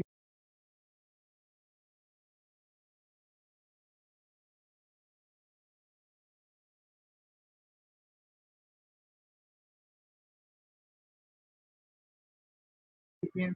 And it was funny because there was a point in time where I had moved out to San Francisco and was doing a show out there. And I happened to run into BB out in California too. So you just never know where you're going to run into people. Yeah, you never know where life's going to take you either, because I know that part of your own background, not just the broadcast experience, but you've also had experience in print media and freelance writing and business management. I know that sometimes when I've talked to other artists and other people here on the podcast and on some of the other live streams that I'm part of, as well as the more traditional audio podcasts, they will oftentimes talk about the fact that, we're all in the field of creativity. We're all in the field of what some people would call show business, but unfortunately, we don't always know that much about the business side as we should. So I just wondered, do you think that having that business management side has helped you even in getting your own book and your own messaging out? Because I do know that even among my musician friends, they will tell you that they are very good at the show part, but they're not always that great on the business side. And I'm sure that some of my don't have that many friends in the athletic space, but those couple that I have, as well as friends of mine that have more of them, I'm sure that those athletes would probably say the same thing. And I'm sure that definitely the political leaders would, and a number of others as well. But how important do you find the business management side to be? And do you wish that there were things that you had learned about business management earlier, and even if you went to school for it and all of that? Because I know that one of the things that one of our founders here on this network, Nick Palveda, always talks about is that he feels that our education system is stuck in the 18th century, even though we're plainly in the 21st century. And he would probably argue that even about our healthcare system and about a number of other things out there as well. Because I think he would love to have more health courses taught, so that if somebody was to have what happened to you happen, they would know how to deal with it better. And I know he definitely would like to have us have more financial literacy courses taught, because a lot of us are out here struggling financially, and probably because we didn't literally learn how to save at a early age, and definitely didn't learn a lot of the principles that you need to learn and that we learn when we get much older. But I'd love to hear your thoughts on this. Well, I grew up very poor. I grew up in Anacortes, Washington, which is on Fidalgo Island up in the San Juans, which is about 90 miles north of Seattle and 90 miles south of Vancouver. And so it was ideal. I mean, it's a great place to raise a child, because I truly was a free range child. I could get on my bicycle and leave in the morning and not come home until dinner. And mom never had to worry about me, because whoever happened to live on whatever block that I was riding past, if I did something I shouldn't, she would hear about it before I got home. As everybody was your mom. Right. And it was just a great place. In fact, a lot of my friends that I went to school with, I'm still friends with to today. And even though my mom passed away and we moved it back to Chicago when I was 14, they still consider me to be one of their classmates. Right. And I'm thrilled that they do. So, but as far as business goes, I mean, we had nights where we didn't skip a meal, but my lived with my mom and my grandparents, and my grandmother would become very creative with what she would serve. I thought everybody had oatmeal soup for dinner. I didn't realize that was something special for people who had no money and no food. And I still like oatmeal soup. I mean, it basically is just watered down oatmeal that you take some dried fruit fruits and put in there, and it gives you a little more flavor and nutrition. And so I was always the tiniest kid in our class, always skinny. Um, and that's just the way I grew up. I always wore hand-me-downs. I ran into the girl whose mother gave me her hand-me-downs. Her name is Ricky. And back then, oh, she dressed in the most beautiful clothes. And I loved whatever her parents picked out for her. And the next year, those were the clothes I had to wear. Well, here I am. I'm now 77, and I ran into her when I was 60. I haven't seen her since I was 14. Wow. And I am now probably 2 feet taller than her. I Mm. have no idea how I fit into those clothes back then. But people were very good and very kind, and if they saw that there was a need, they would help. And I never knew we were poor Mm. until I moved back to Chicago, and I was in my 20s and got out into the world a little more. And then all of a sudden, I began to realize what my mother truly struggled with to make sure that I was okay. Well, you said a couple things that really resonated with me as you were talking about them. One is I can relate not so much to the oatmeal dish that you were talking about, but even to this day, I will still go out and get some ramen noodles, which I learned about in college and everything, because they have the little flavor packs that you add to it, and it does make it at least something that will temporarily fill your stomach if you need it. And so definitely whether it's the ramen noodles, which you sometimes can find at the convenience stores, or some of the other like quick dishes like that, even to this day, I will go out and grab them. And then when you're talking about the hand-me-downs, I was going like, then now that's become like almost a modern day fad where a lot of people are rushing to thrift stores in order to get their clothes because they are more economical and are definitely a way that you can get things without spending the big high-end dollars that some department stores want to charge and all of that. So I was going like, wait a minute, she was a trendsetter before it was a trend. That's right. As far as ramen noodles go, I just had a bowl full about 2 days ago.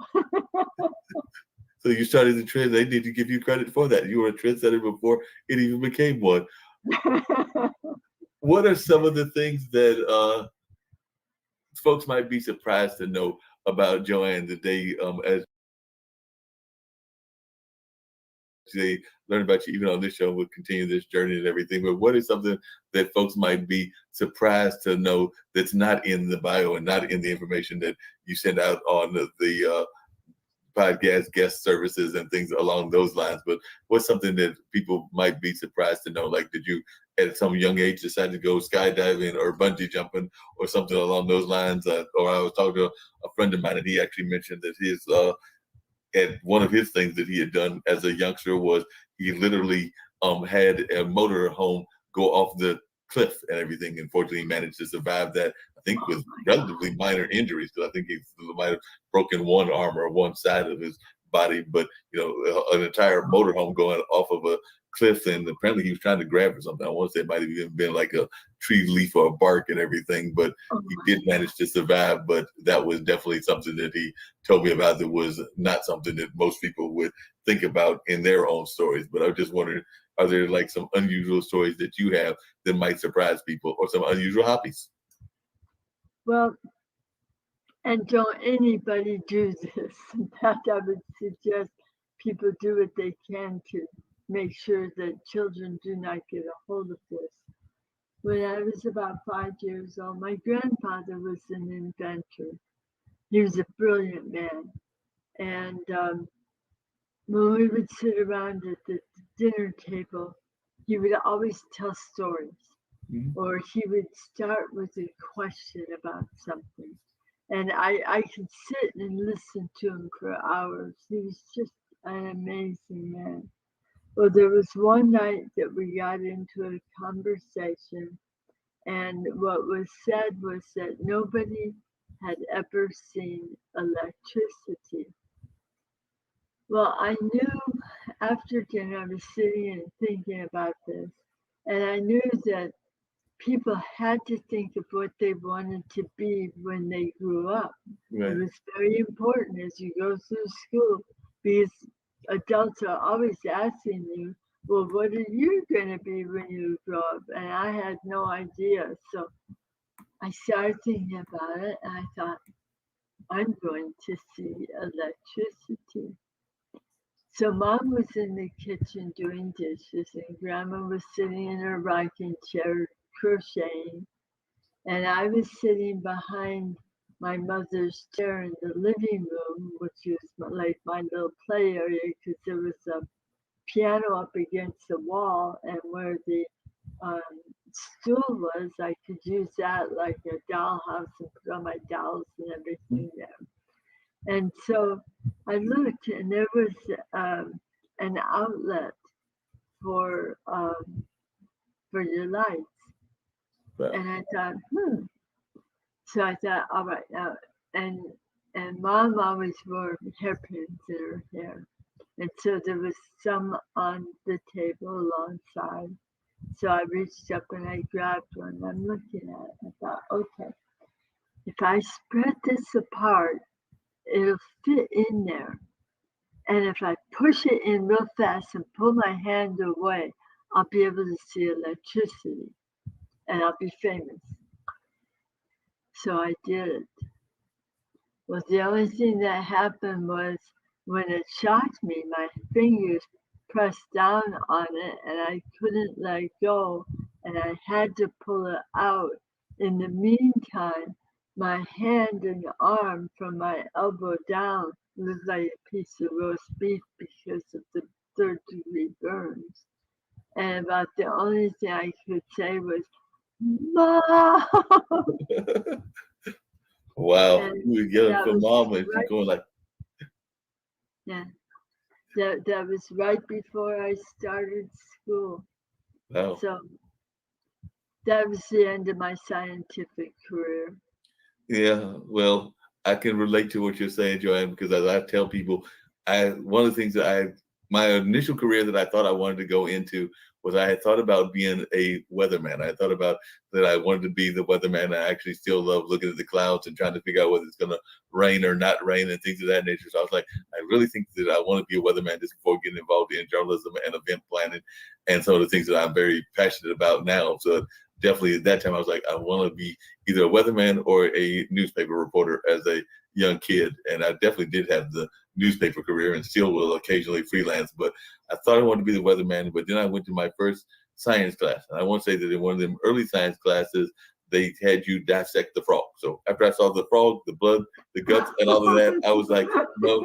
But see, and at the time I was not thinking about the difference because I now know I'm much older now in my late 50s. So I can definitely relate to the idea of um, the earth sciences being different from the more animal sciences and the sciences where you have to deal with that on a regular basis. But at that time, science was science, and science to me equaled blood and guts. And I was like, nope, can't do it. Can't be a weatherman because of too much blood and guts. I'm not going to be a doctor. I also remember that even as a kid, I was very horrible at that game. Sorry. I was the one who was always electrocuting the patient because I Oh was no. you're supposed to find that little bone, and I'm sitting there going trying to get the little bone.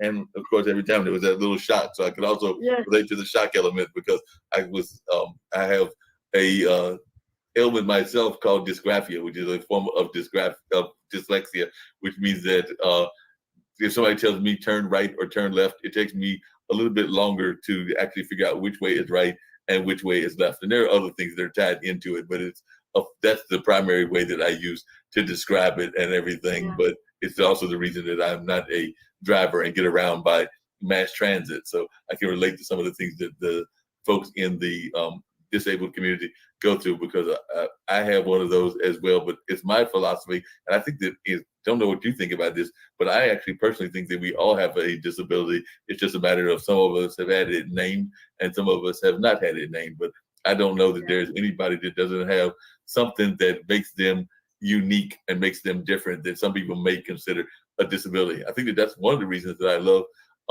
that leadership conference I was talking about that I was part of last week, one of our sponsors was a guy named Bruce George, and he has this concept of genius is common. And part of what that concept is that we all have a genius in us, that we all have something that is unique about us, and that we need to get away from this whole Mensa concept of what a genius is, which is that you got to have a certain kind of grade in terms of like your IQ and everything, because in his mind, we all have something that is powerful about us, whether that's a singer that can be a great singer, whether that's a cook that's a great cook, or whether that's something that is your passion that we all have. And we all have different passions and loves and things that put a spark in us. And that is everybody's the genius. And it's just a matter of trying to figure out what yours is. At least that's the shorter version of what I consider the Genius is Common movement to be all about. Because, if you ask, as he puts it, if you ask a school kid, the first thing that they'll tell you will be like an Einstein or somebody like that. And he's like, no, we all got that kind of spark in us. We just have to figure out what that spark is. But I'd love to hear your thoughts about even that as well. But while you were talking about that, I was thinking of a friend of mine who has a son who's on the autism spectrum, and fairly severe too. And she sets up a puzzle for him. He does a puzzle a day, like 1,000 pieces. He'll do that in like maybe 2.5 hours. Right. It takes me weeks. Right. But he just, it just, to him, it just comes natural. So I agree with what you just said. I think that's a brilliant way to put it together. Yeah, and I love the way that Bruce has done that. And he's actually got a YouTube site that talks about it. And I actually know that one of my coworkers falls in that same spectrum that you're talking about. I can't remember whether he's got autism or Asperger's or one of the other ones, but I know that he's got all of the kind of like that Rain Man syndrome, that if you sit there and talk to him, he will sit there and give you some stats about certain minor league. As I was saying, talking about the wonders of what was going on in that regards with Joanne Glim, and I was actually talking about the coworker at that particular time. So it was a fascinating conversation. I was glad that y'all would check it here on the online dinner party as well. So that was some great conversation, and we may bring up more of that interview later on, but the majority of it was done on this past Monday. But I definitely wanted to give you all a taste of that. And of course, we earlier had our good friend Miss Joyce Horn Waller on, talking about an event that she's got going on in her area. And of course, I want to bring up some more about that event as well. So she was talking about the Raise the Roof Community Day, which will be taking place on Saturday, September 25th of this year, between the hours of 9 a.m. and 4 p.m. and which is open to the public. And of course, they're looking for food, they're looking for musicians, they're looking for volunteers, and much more. And they're raising awareness and donations. And if you're interested in helping, the Cash App is I Love GAM. So that's I Love GAM. You can also reach her at just ask Big Mama at Gmail, and that number is 919-683, and it looks like the rest of that number is 3123. So 3123, and you can definitely reach her at that particular location. So 919-638-3123. So definitely look forward to folks checking that out and definitely getting over there and giving the support to this amazing event that will be coming up in September.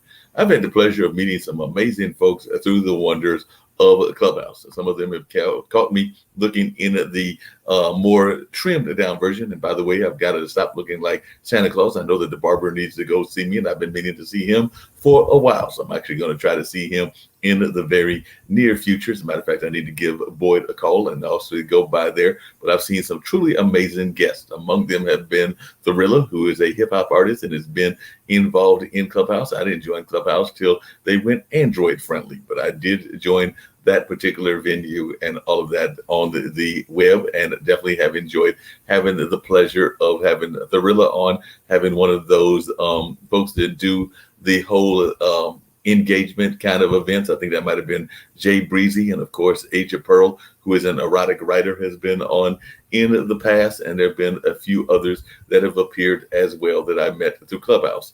And then even on Monday on the audio podcast, I had the pleasure of having IPC. I Paint Creatures. So he was on the show. And now I've got the pleasure of having none other than Shakti Carmen joining me as well. So always good to have these truly amazing people come in and join and talk about what they've got going on. And as far as I'm concerned, Shakti has one of the most amazing voices and definitely is involved in intimacy and a lot of other things around that nature. So always glad to be able to see Shakti in the house as well. By the way, I know some folks will be looking for the online dinner party mystery guests, and we do have some mystery guests that'll be appearing in terms of history and all of that. You know, in the past, I've had people like trying to think of some of the historical figures that we've had on, but definitely John Dillinger appeared because I give some clues and some hints about them. We definitely had Geronimo up here and some other leaders, and even some of the folks like John Carlos, who is involved in the whole 1969 Olympics and all of that. So there's usually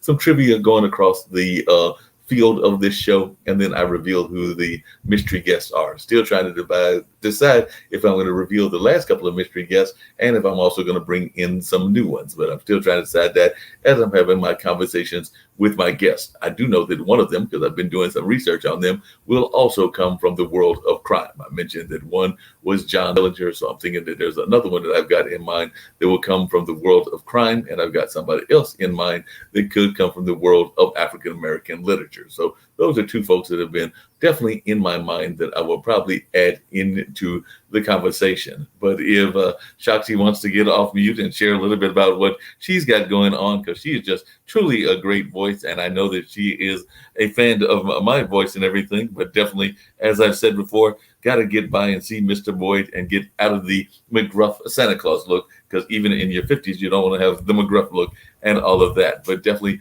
a great conversation, and we always have a great time having these truly amazing people join from the wonders of a Clubhouse. So Shakti, how are you doing today, and how is life treating you and all of that? You are truly an amazing lady. Always glad to see your presence and all of that, and you're just truly amazing and wonderful. And every time I see you on the Clubhouse, I'm like, there's that woman with the lovely voice that's also willing to share and have people realize that they can be full of intimacy and full of care, and that they can be doing it in a wonderful kind of way. So glad to see you here joining me, Miss Shakti Carmen. Thank you. Thank you. You know, I was trying to get the orientation of the camera just right. And I was just like, oh my gosh, I don't know what to do. This is my first time here on this platform, and I'm so excited to be here. Thank you so much. I was like, wait, I got to put some makeup on. No, you look lovely as you always do. You always look lovely. You look amazing and everything. Folks, this is like a whole platform. The international broadcast media is something that friends of mine brought me into during the COVID. So they were first having a lot of conversations about COVID, having a lot of conversations about life in general. And then they were starting to hear about this pandemic that we're in the middle of, even before it hit the United States. So they started doing the news programs that dealt around that. And then they started branching off and doing other shows. And they reached out to me because they knew about my podcasting world. So they were like, we'd love you to do one show. And one show has now turned into about 8 or 10, because I'm doing about 3 of my own and then doing about 5 or 6 that I'm producing for other people, including my friend Barbara Smith that does a coaching show, Coco McMillan, who's a former Gerald Levert background singer that does a music show. And then there's a couple of others that are in that list as well. So like, my friend Jacoby, who I brought onto the platform, that does a whole show around the video gaming industry and all of that. So and of course, they've been creating their own shows as well. So I think we've grown to, at one point we had as many as 50 or 60, but of course, there's been back and forth between how many it is and how many it isn't. And there are new shows being added, new shows being taken off and all of that. But it is definitely a network with international broadcast media. And we just have a good time creating these shows using StreamYard as opposed to Zoom and some of the other platforms that are out there. But every time I hear you, I'm always fascinated just by your presence, by your energy, and just the things that you do in the life. So I'm just wondering if you could just share a little bit with our international community, a little bit about who Shakti is, because every time I hear that voice, the voice just is always lovely, but you radiate such a positive personality. But I also know that you're about having people be comfortable with their intimacy lives and things of that nature as well. So I'd love to hear more about how you got involved in all the amazing things you do. Yes. Well, I'm Shakti Carmen. I'm author of Kundalini Sex, Unlocking the Secrets of Energy Orgasms. And, my main mission is to help people to find true love from the inside out so they can live life orgasmically. So that's what I'm all about. The book Kundalini Sex, it has a lot to do with, we're talking about energy. We're Right. talking about tapping into your superpowers, your orgasmic, energetic superpowers. And so it's really exciting. It's something that I've been doing for about 10 years now, which is sacred sexuality. I'm a practitioner of sacred sexuality. And in addition to that, I'm really into self help and personal development, personal empowerment. And so my background in that has been EFT tapping, which I actually learned about when I was a kid. My dad took me to a practitioner of EFT, which is tapping, you're tapping and, tapping all these different points. And, it helped me at the time. I believe I was in elementary school. I was having trouble with reading out loud. And every time I would read out loud, I would get really nervous. I would have anxiety. And I would basically, kind of start to stutter and stumble. I was also having some difficulty in math. EFT was my breakthrough.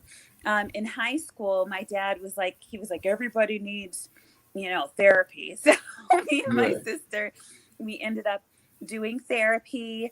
I grew up in Unity churches. It's all about Codependence Anonymous, Alcoholic Anonymous, Narcotics Anonymous, all these different things. It's all about working on yourself. And then at one point we had Marianne Williamson, the author and political candidate, as our minister. So I grew up with Marianne Williamson as my minister. I've read many of her books, and it's what I stand on. I stand on being the highest and best version of myself.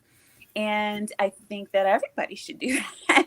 No, I agree. It's interesting you say that because one of the things that I might have even mentioned when Zarilla was on and everything that I've had to deal with is I didn't find out about some of the things that go on in my life until I was well, I shouldn't say much older, but until I was older than most people would have had when they go into that. Because I'm in my late 50s now, but when I was in my, I want to say 20s or 30s, I went through the Goodwill programs, through some Goodwill testing and things of that nature, and found out that I have dysgraphia. So that explains a lot of why my grades weren't all that great in school as well, because dysgraphia is a form of dyslexia, and it's actually like part of the reason that I am not a driver in terms of like being a public driver in terms of cars and things of that nature. Because while we could be talking and you would tell me to go left and or right, it might take me a minute to remember which one is which, and longer than the average bear or the average person to use that expression and everything. So I'm sitting there going like that becomes something that I didn't discover till later in life. And it sounds like your dad was very much involved in your education, and y'all actually had this kind of experience very early in life. So it sounds like that's part of what happened in your life is that you had that kind of support group. So I would love to hear your thoughts about that, because it was very fascinating to me when you said that, because I was going like, that sounds very familiar, because there are certain fields that I was good at. I've always been a good writer, always been a pretty good talker and things of that nature, always been a good networker. But there were certain other fields like foreign language and other ones that I was not that great in. And part of that was probably because of things that were going on with the dysgraphia that I didn't find out until my young adulthood. Wow. Yeah. I feel like that's the case for a lot of people. And sorry, I'm moving around. Hopefully the lighting is No. not too bad. But yeah, but I like to talk about the things that I talk about, because I feel like it gives people kind of like a little insight, because it's interesting on YouTube. You hear like 20-year-olds, they're like, I heard about the law of attraction. It changed my life. And now I'm a millionaire. Right. And it makes me always wonder, like, wow, must be nice to like not, kind of have made it and not go through some of the trials and tribulations of life, which even though I, had that background and my dad was there for me, that didn't make me exempt to the trials and tribulations of life. And so I found that, I needed those tools. Those tools kind of made me a little bit more resilient. And it kind of kept me going. It just kept me in a, um, well, I'll say my recovery was a little faster. No, Sometimes life could knock you down and you're like, oh, I can't get back up. no, I definitely understand and So, agree with you on that. The other thing that I was yeah. thinking about as you were saying that is I remember I was judging a film festival competition. It was actually out of a part of society that is not my mainstream part of society, because I'm definitely a heterosexual male, but I don't mind judging competitions from other parts of the world. So there is a competition that is out of that LGBT community, and it's out south. And I remember one of the films that they submitted, I don't think it got entered, but it was about this current generation that's out now. So the young generation, I was talking about their activism and the pride within their activism, but it also talked about the fact that a lot of them are suffering from that whole like mentality of wanting to be accepted. And we're seeing that on Yeah. Clubhouse, we're seeing that on YouTube, we're seeing that on a number of other places. And people were wondering that plus the pandemic, how that was going to impact not their activism, because a lot of people, myself included, admire that, but how it was going to impact their mental health as we go forward. Because there's a lot of people that are very concerned about what that mental health will look like as they go forward. As a matter of fact, I was talking earlier today, well, actually yesterday, and we were thinking about if you were born in 2001, that means, depending on when you were born in 2001, like if you were born in September, that means you possibly went through everything from a terrorist attack on the Twin Towers to several storms to a pandemic to a bunch of other things that have gone on, including some mass shootings and all of that. So it's really hard to think about how they're even going to grow up and what their mindset will be. I don't have any kids of my own, but I have two nephews that, as of last month, turned 12 and 13. And as best I can tell, they're well balanced and living a good life. But, who knows what'll happen as they further develop. But what are your thoughts about public media and also this kind of stress that our young people are under?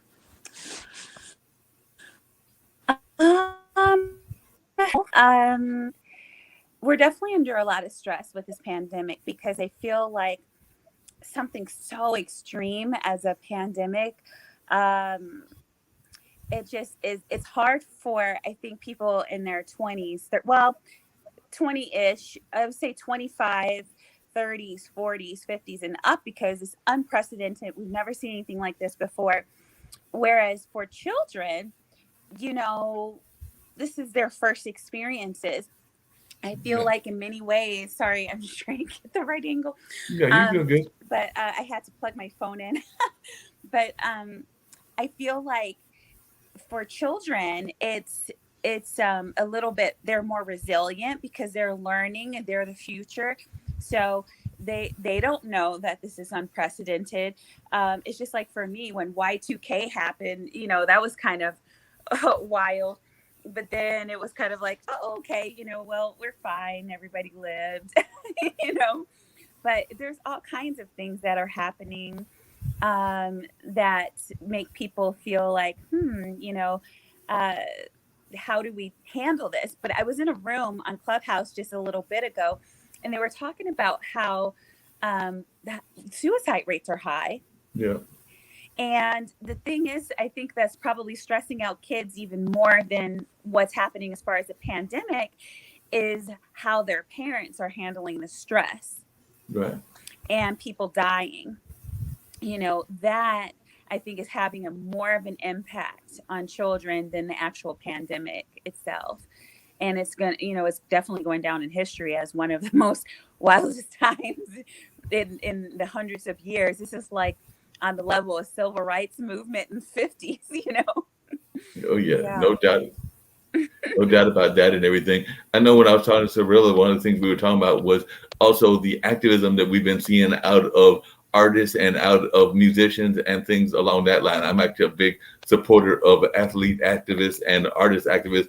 And it's even not just activism in the field of race. It's also an activism in the field of gender equality, in the field of sexual equality and things of that nature. So what are your thoughts about the role of our influencers, whether that's a musician or an actor and others, actually helping us guide some of these conversations? Because I know a lot of times I've actually been glad to see folks like Colin Kaepernick, even though he doesn't have a current NFL job, but he definitely took a stand that a lot of people, other people followed in his suit and all of that. And definitely we saw, even though I'm not a Cavaliers fan or now a Lakers fan, I definitely enjoy some of the things that LeBron James has been doing in that activism space, and even some of the WNBA players and things of that nature. So and there are musicians also that have been doing that kind of work as well, and actors. So I was just wondering, as one that is maybe an influencer yourself, what are your thoughts about people helping and lending their voice to these very difficult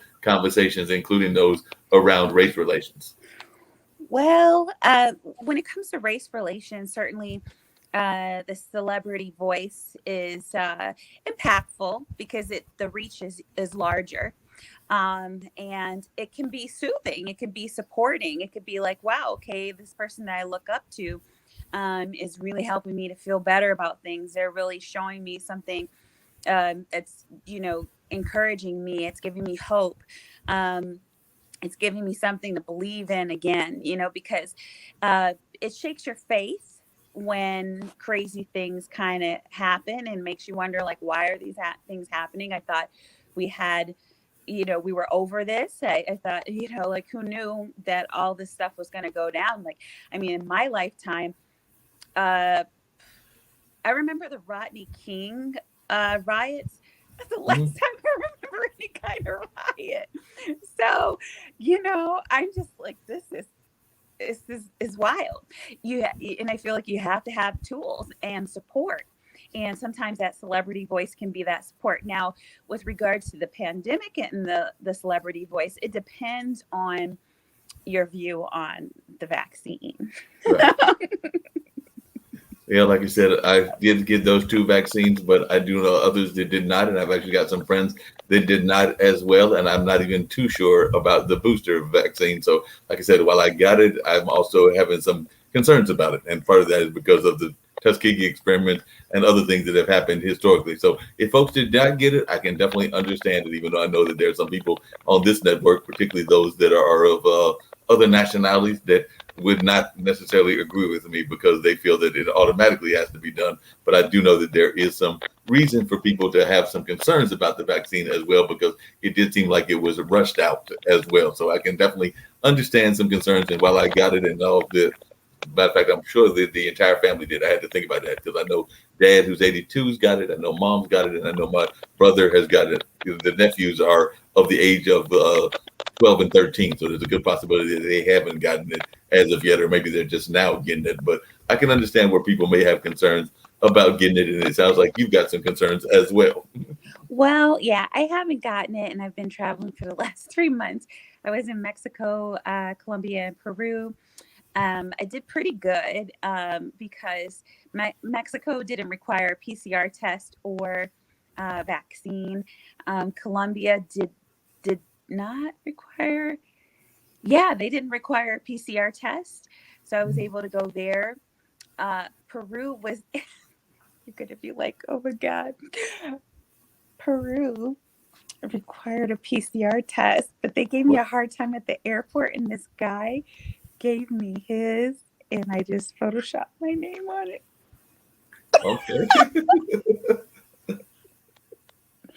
And then I came back to the United States, and I walked across the border, and they didn't ask me about anything. They didn't Wow. ask me for, yeah, they just said, you got anything to declare? So So I that made it that through my whole travel. But, I didn't get sick. I haven't been sick all this year. I haven't been sick last year. Um, I haven't had any kind of symptoms whatsoever. I just talked to a childhood friend of mine. She's been vaccinated because her job required it. She works in healthcare, and she just had COVID. She just caught it. And wow. I was just like, and she was like, yeah, it was fine. It was like a vacation. I just quarantined in my son's room, and I didn't have to do anything. And as a mom, it just felt like a vacation. And then my symptoms were just, I couldn't smell or taste anything. And I was just like, okay. I was like, well, how do you think you got it? She was like, I don't know. I was like, wow. So I don't know. I think that for me, I wash my hair when I leave out. I wash my face. I wash my makeup off when I come in from outside. and I take my clothes off. I take a shower. When I come in, I wash my hands. And I just learned something new. I don't know if you've seen those nasal pots that you put it in through one side of your nose and the saline water comes out the other nostril. They said that you should rinse your nasal passages out with the saline water, and it's called a neti pot. Okay.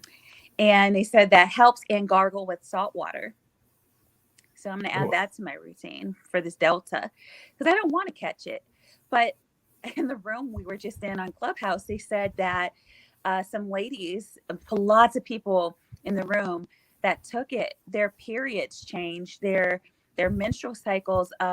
One lady said her mom caught some kind of disease, and the doctor told her that it came from that. And it was just a number of complications that made me concerned. And I haven't had any children yet. And I just, they said it could seep into it's migrating through the body, which normally is supposed to stay isolated to the arm. And I'm just like, I don't want any problems. I'm more holistic.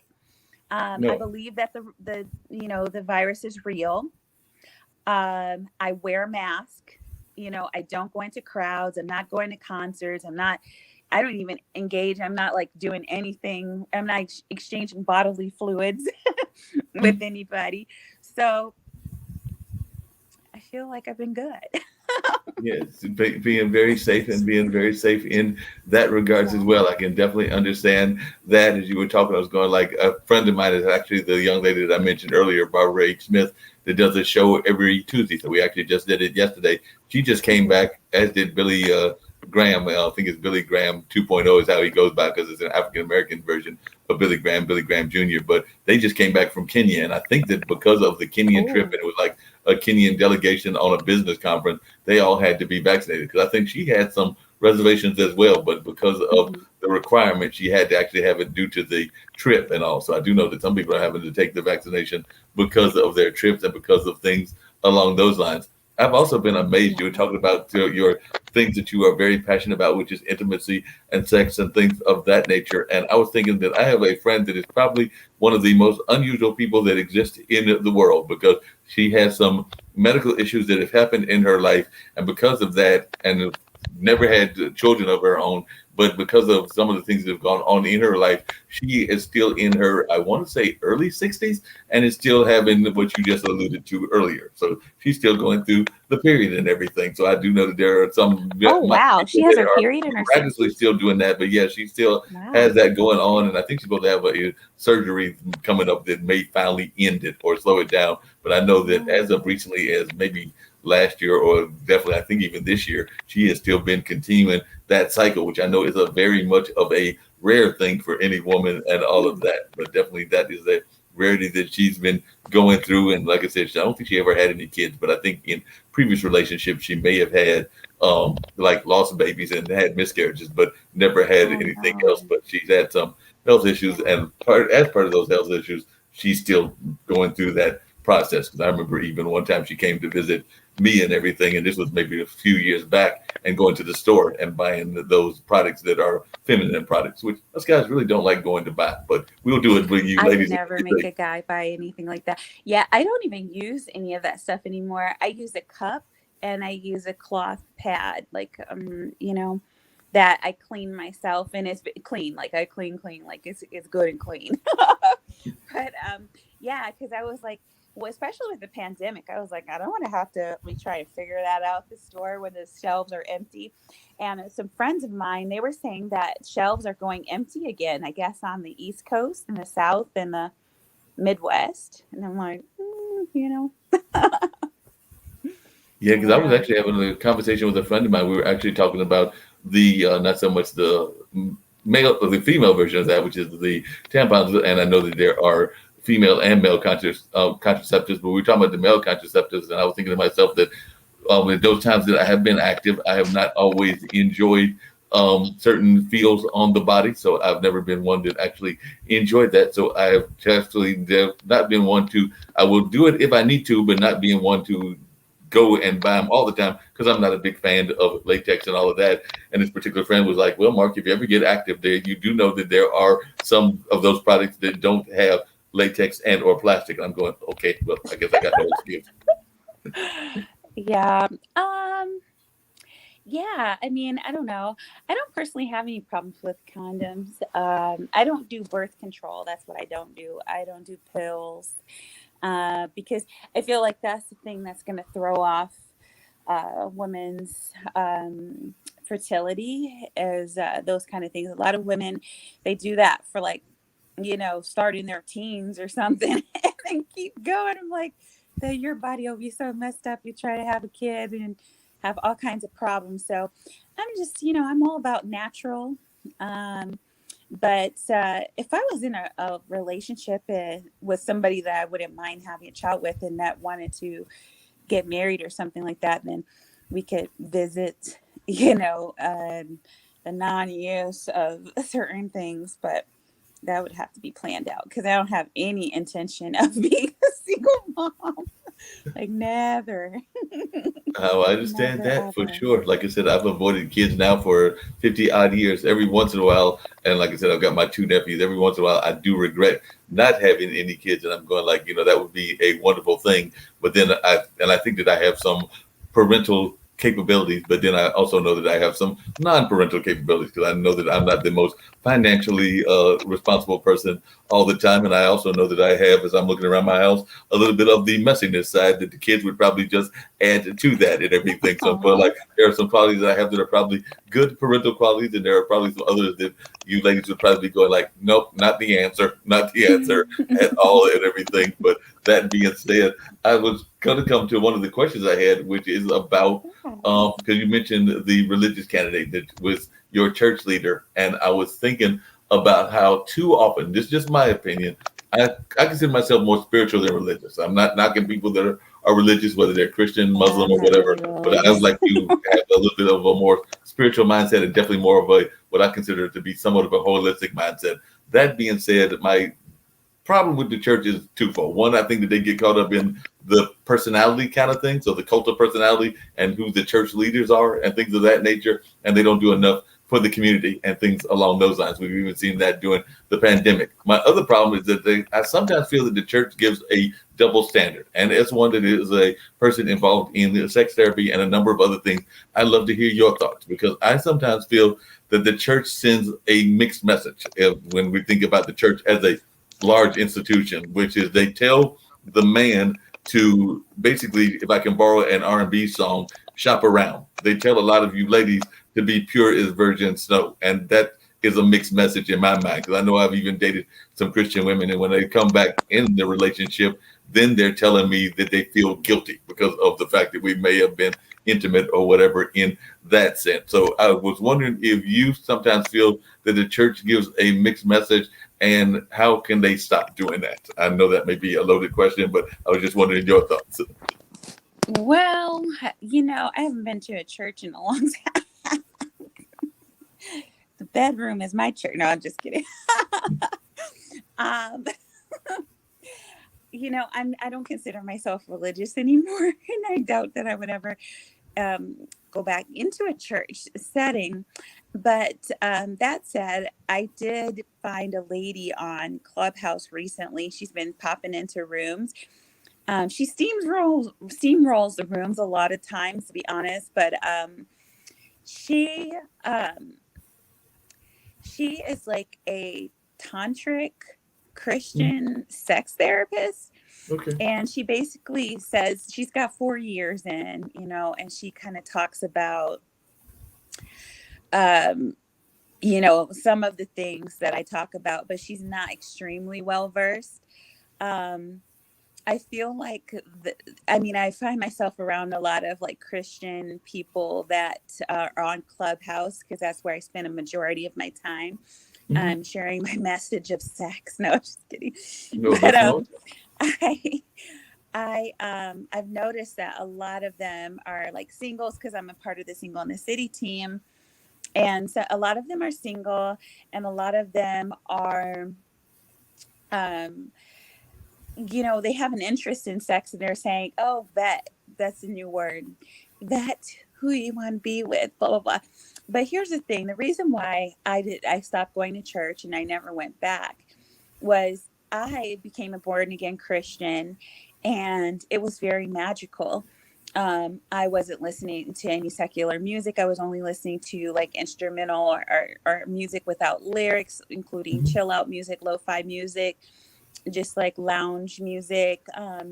And I noticed the deeper I went, how everybody in the church, and this was a mixed race church. This wasn't like an all black church per se. I've been to all kinds of churches, all kinds of religions, but it's just like a lot of the people in the church were like kind of, and I'm just my experience, you know, I don't want to offend anyone. But my experience was that the people in church were actually worse than people on the street.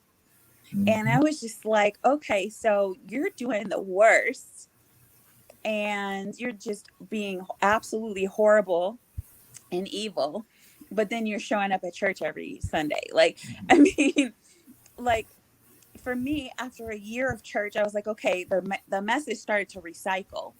And I was just like, okay, I got the message. I read the Bible back and forward like a few times. It's pretty easy, you know, like after a while, it's a clear message. You know, be a kind, loving person, be the highest, best version of yourself.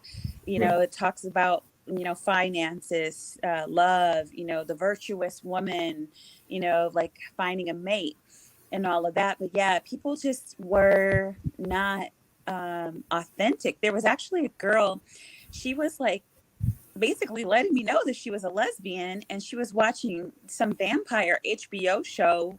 It was something with like a lot of blood and gore. It was like a real extreme show.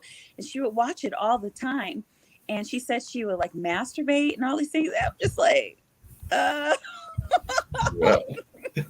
you know, and I was so confused. And this was like, you know, this was like this was 2008 to 2010. This was just a couple years before, well, 1 year really before I got into sacred sexuality.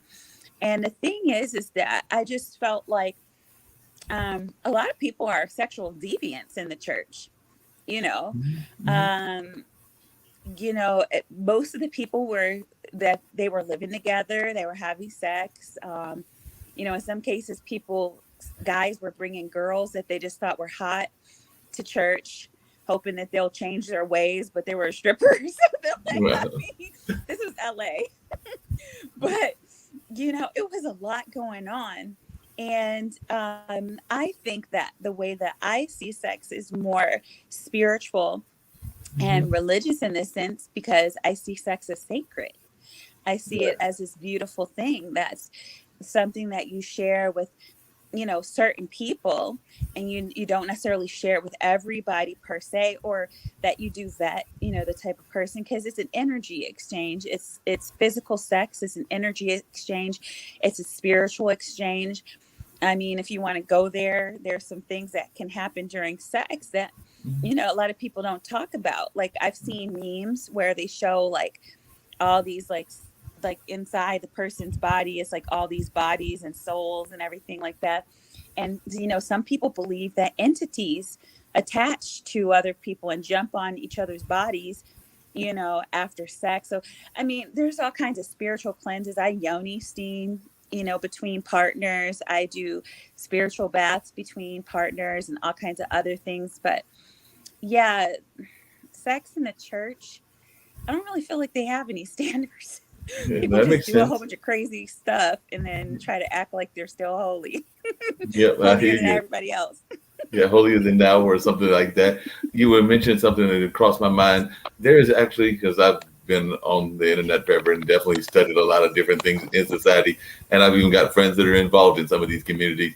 But I'm surprised at how much of a large nationwide and even worldwide community there is in the swinger community and in the polygamy community. Because I actually know somebody that here in Durham that has two wives and things of that nature. He may actually be up to three wives, because I'm not sure if that third partner has gotten up to the wife status or not. But I was just wondering, does that surprise you, the fact that there is a pretty decent population of folks that are practicing multiple partners and practicing in that swinger lifestyle? Because I know when I've gone Well, to certain websites, I'm oftentimes surprised at how many people are involved in that. And sometimes they're even in jobs that you would not expect. Like I know that I went to an event many years ago and there were people there that were teachers and policemen and a lot of other kinds of jobs that were involved in that space. Well, I spent 8 years in polyamory, um, and I was in a polyamorous community. And it basically, I found the community. There's people. Well, here's the thing about polyamorous people. Polyamorous people love to tell you about how monogamy doesn't work, you Hmm. know, and they love to convert people to polyamory. But uh, over the course of the 8 years, I found that polyamory actually doesn't work for me. I feel more monogamous, and I feel that certain people need monogamy. Hmm. I'm just going to tell you the certain types of people, and I'm going to cover the whole polygamy and all of that, and why it might be seeming to work for people.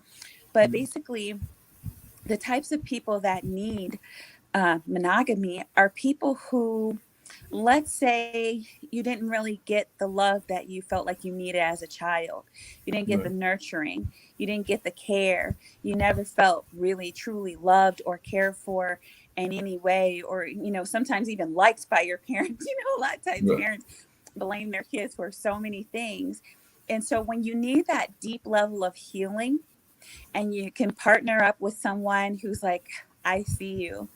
Let's let's love on each other. Let's open our hearts. Let's go deep. When you want to go deep into the abyss, deep into the love, then you need monogamy, because the thing about polyamory is not going to give you that. Polyamory, there's so many people coming and going. They never have time for you. It will aggravate your abandonment issues. If you feel like you have any, or if you're not sure if you have any, you're going to find out real soon. Jealousy will pop up. You'll feel alone and lonely, because there's going to be times where your partner is not going to be there, and they're going to be like, well, I'm going to go see John, or Jane, or whoever. And it's a lot. Then you've got people vying. You got these women vying, fighting for the attention of the man. And in some cases, I don't know if you noticed, but on YouTube and a lot of platforms, more than ever, people are into astrology, Hmm. numerology, tarot cards, Right. witchcraft, candle burning. Like, it's extremely popular. Everybody is becoming a witch nowadays. So you mix something like that into relationships, now you got a problem, Right. because you're trying to affect the free will of others. You're trying to make other people kind of basically disappear and go away.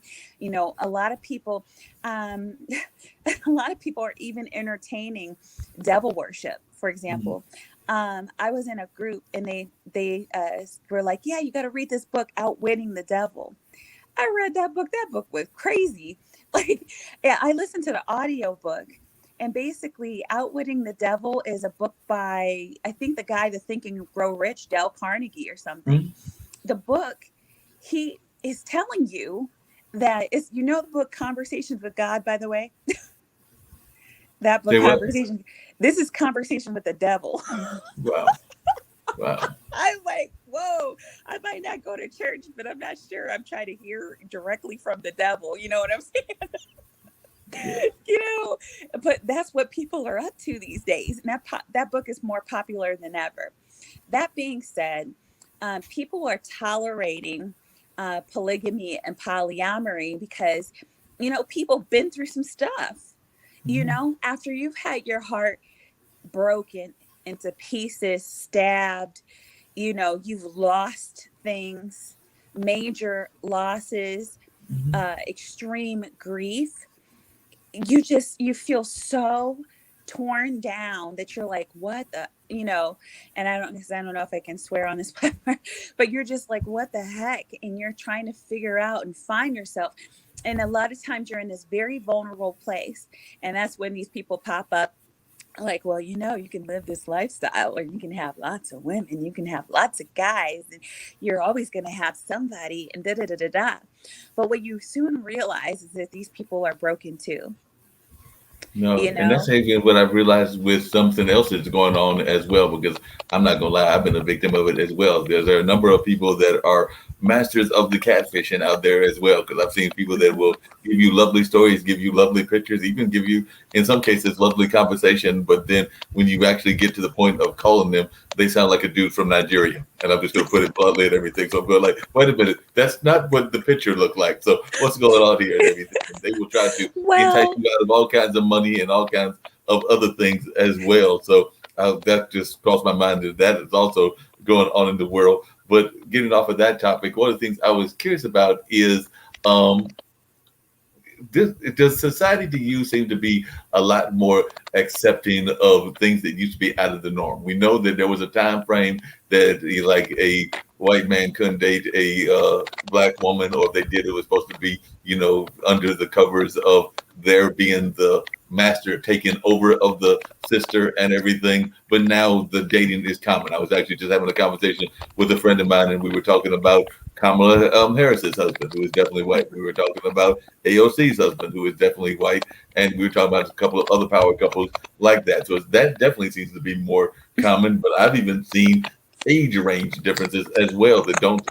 There are some cultures around the world that there's no big deal if somebody is a 20 or 30-year gap. That was a big deal in the United States for a long time. But I've seen people that are out. They could be out on as friends and acquaintances. They could be out as dates. We don't really know what their relationship is, but they definitely seem to have some intimacy going on, and nobody seems to shake their head on it. I know that a friend of mine who is good friends, and he's probably in his maybe 60s or 70s, and the young Brazilian is probably 30 something. So I'm not saying that they're involved, but they are good friends, and they definitely have some chemistry of some sort or another. So do you think that these kind of things are more acceptable or less acceptable than they used to be?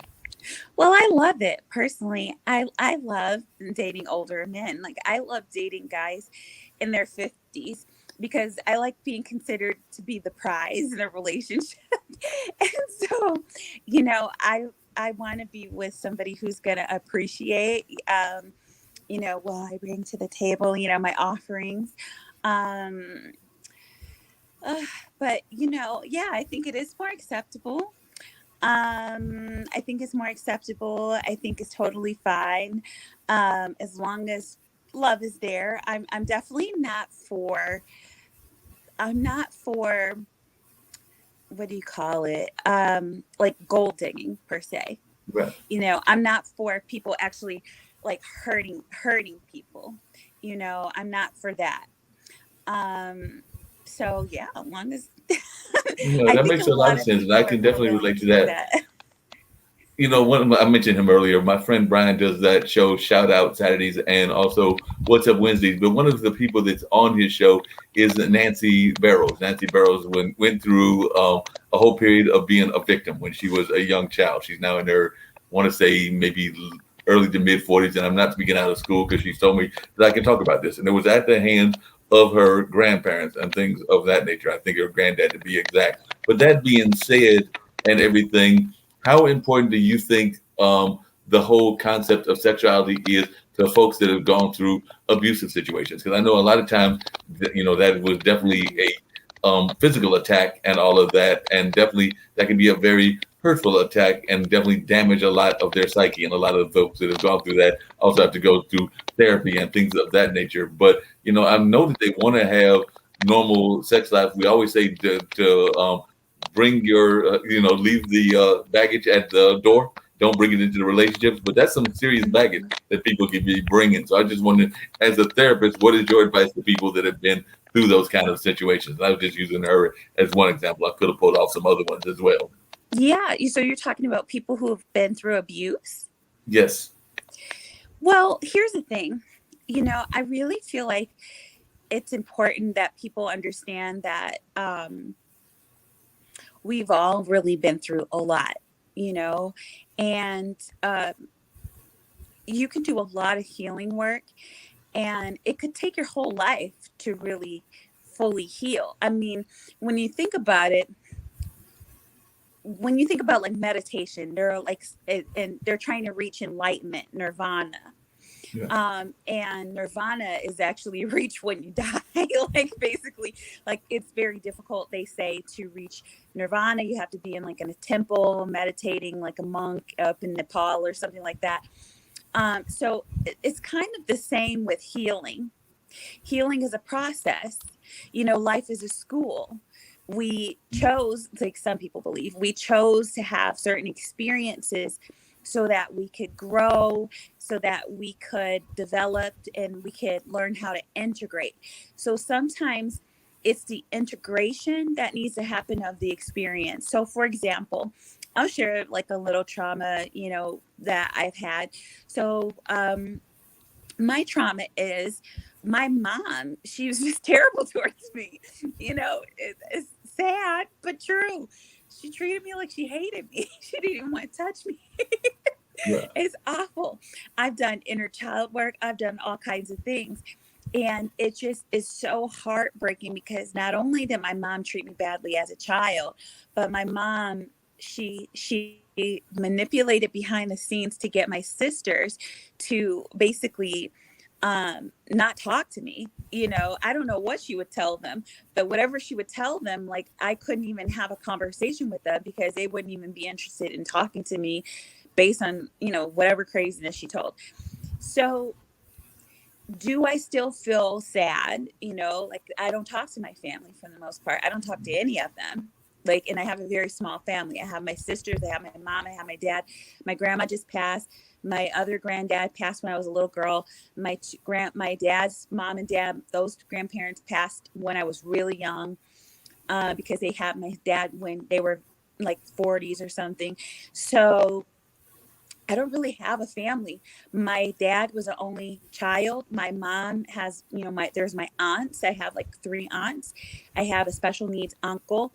Um, and I have a small family. And so to not be able to talk to my family, um, and in dating especially, it's like I feel unloved. You know, I struggle with that feeling of like nobody actually loved me. And it's like, you know, my mom, you know, that's a hard one because, you know, this is the person who had you in their womb for 9 months and everything like that. So um I had to learn to, one, set boundaries, to understand, like, I mean, it's okay. Like, I mean, do I feel sad sometimes? Yeah. Am I ever going to be perfectly healed and whole from that? Probably not, because I mean, it's your mom, you know. But do I? The problem, here's the thing. Here's how to know if you're healed enough. Do you mistreat people based on your trauma? Yeah. Gotcha. Yeah, that makes a lot of Am I going sense. to go and have kids and then and repeat that pattern? No. That's what we need to know. You know, am I going to treat, am I going to try to make you feel the pain that I think that I'm going through? Like, that's the problem. No, for me, no. What I've learned from my trauma and from some difficulties that I've had is to love more, to be more loving, to be more kind, to hold space for others. You know, I met a girl who had a similar experience to me. And she's, luckily she's married. She has a child, new baby and everything like that. And sometimes I feel like because of my experience, um, you know, it's kept me single because there are parts of you that tend to, when you have trauma, continue to attract new situations where you get to feel that pain again and again and again. It's like cycles you through the pain. And so I don't like being single anymore. Next year, I'm going to work more diligently on um, not being single and finally getting married and everything like that. But, you know, I've dated, but I spent way too much time in LA. I did. But yeah, I don't think you ever become perfect. I think you learn how to heal yourself to the point where you don't harm others. You don't be that hurt person hurting people, you know, you know.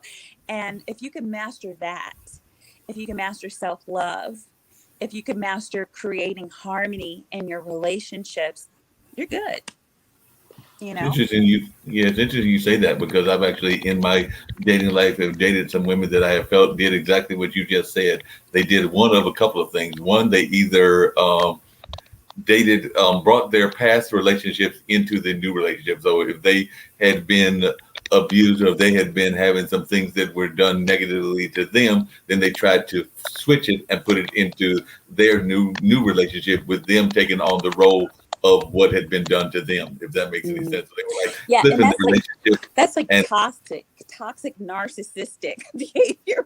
Sorry to cut in, but I'm just that bothers me. no, I was very much bothered by it and everything. I remember one time it happened with one relationship, and it was a very scary relationship because they literally, because of some things that they had been into, and it's happened to me a couple of times in life.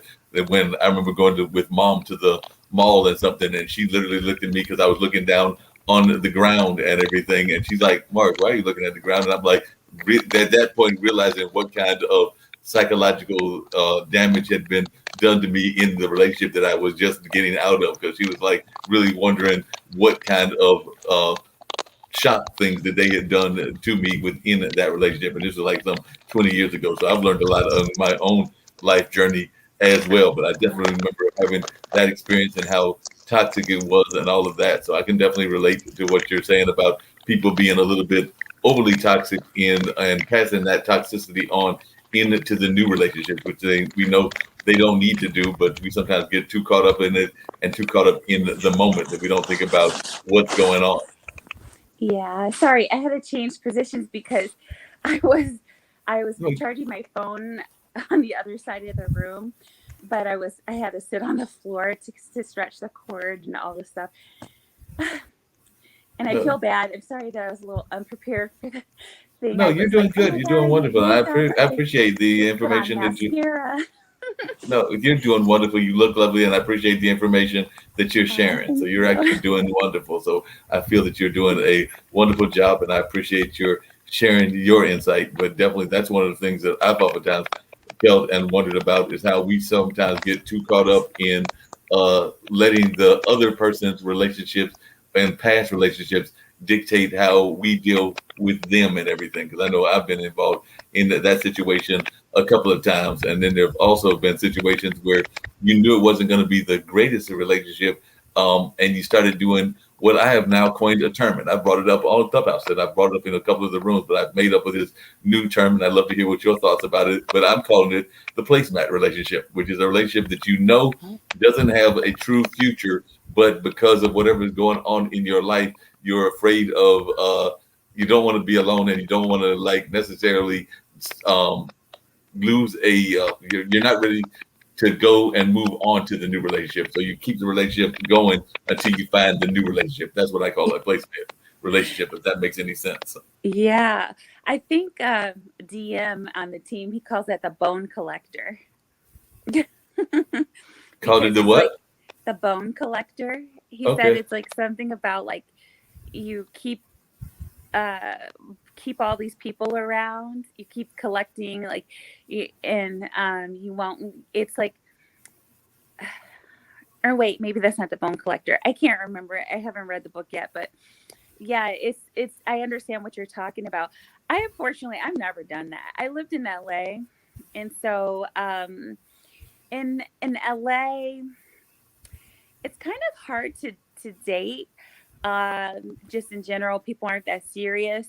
So a lot of times I'm like, I'd rather be by myself, than be in a situation where I don't feel significant, you know, like I really belong to this person is leading somewhere, like, because I do feel that the longer a person stays in a relationship that's going nowhere, there's a higher chance, depending on the age of the woman, if she's, fertile, it's a high chance that you can become pregnant and your life gets worse because now you're a single mom or trying to make a relationship work with somebody who doesn't really love you and want to be with you. Like, I'm all about the love, this got to be real for me to stay.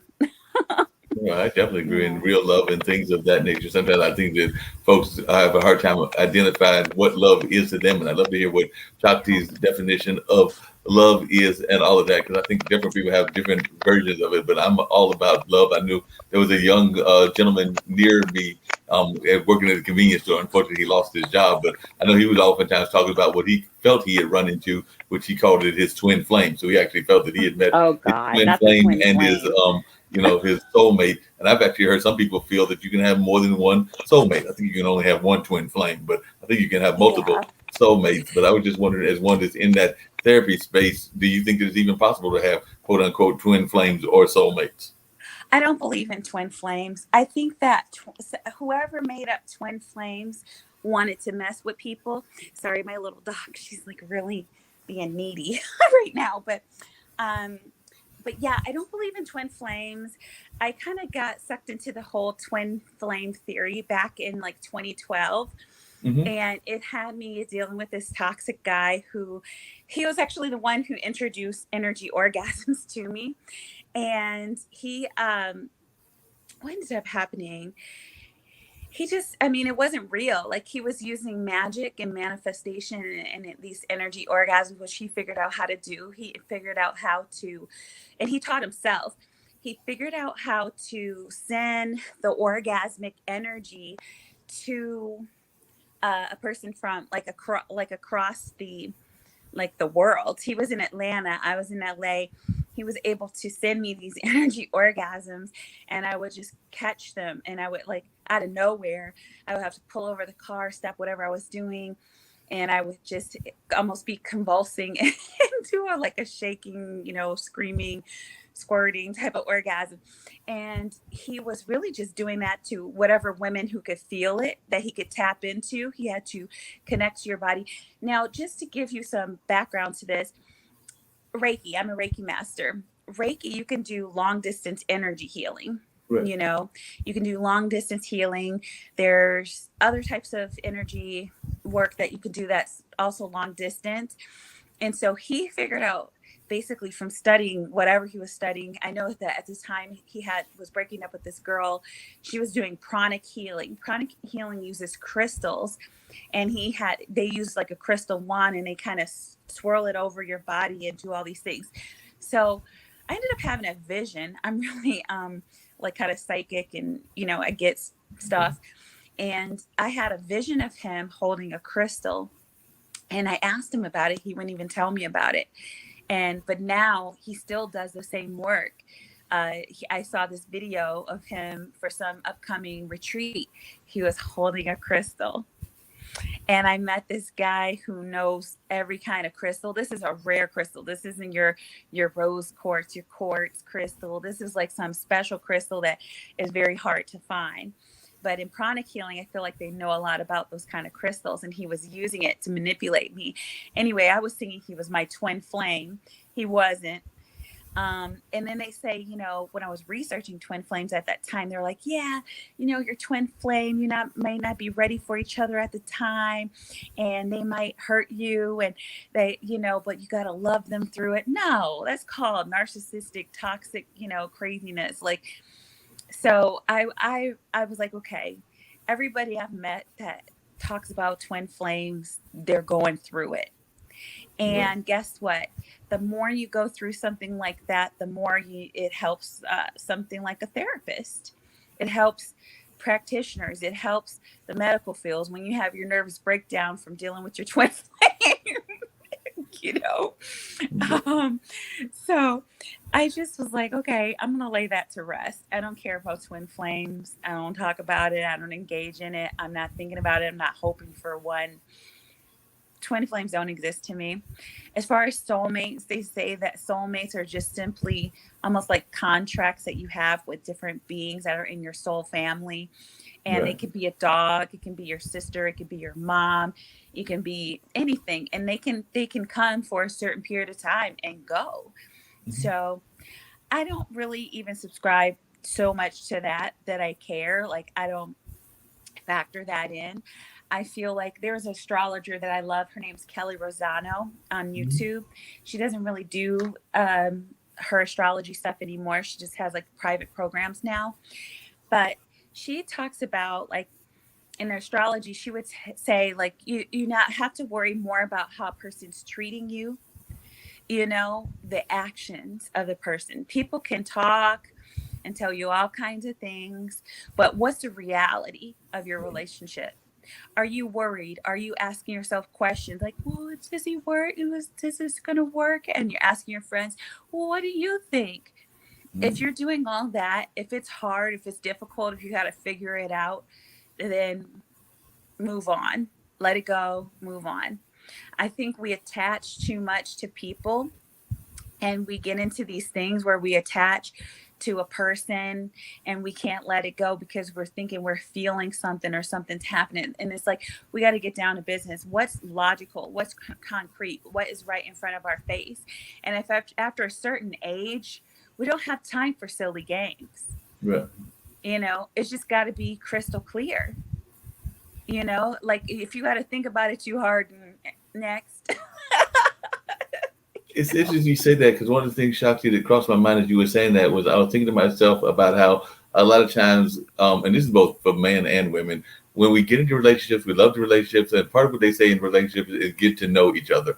And I am a big fan of getting to know each other and things of that nature. But then there are sometimes, well, two things happen. There are some women that don't want to add the sexual part of getting to know each other. And I think that you actually need to include that in the dating process. But I know that there are some women, particularly those that are Christian women, that don't buy into that philosophy because they don't feel that has to be brought into the relationship until y'all have, as Beyonce would said, put a ring on it and all of that and everything. So I've heard that philosophy, but then I've also heard people that feel that the sexuality and the sexuality energy bonds people together, but at the same time, they might feel that they're ready to break off from the relationship or get out of the relationship, but because they've been bonded through the sexual experience, it makes it harder to sever the ties, because sex is very powerful. There's no doubt about that. So it also bonds people together that might not need to be bonded together. And after they've had that experience, then it might make it easier to cut and run. And I'm not saying that there's a lot of guys and girls too do one night stands, but there are a lot of other people that if they really are engaging in it and having that true energy transference, they are tied together in some kind of way. So I just wanted your thoughts about I the have the importance of antidote. sexuality. I have the antidote. So the antidote is that actually women actually need to, okay, let me just first say, I think sex is important. I think that before you marry somebody, you definitely want to have had sex with them, because the last thing you don't want virgins. Okay. I had a friend, he married a virgin. She was like a 38-year-old virgin. Do you know that girl was asexual? She doesn't like sex at all. Wow. He Wow. thought he was going to be able to teach her. He loves sex. He was like, I could teach her everything I know. I can turn her out. That girl doesn't like sex. So now he done married this girl who he thought was a sweet little Christian girl, saved herself for marriage so he could train and make her into his super sex bot woman or whatever. Turned out the girl couldn't cook, she couldn't clean, she couldn't do anything. And she did not like sex. She ended up, after their first year of marriage, with her own bedroom. Wow. I was like, oh man, bro. And this was his second marriage. So that being said, I feel like I feel like sex is important, but oh my gosh, I got caught up in that story and I forgot the other part of the No problem. question. It was, we were talking about sex, but what was the other part of the question?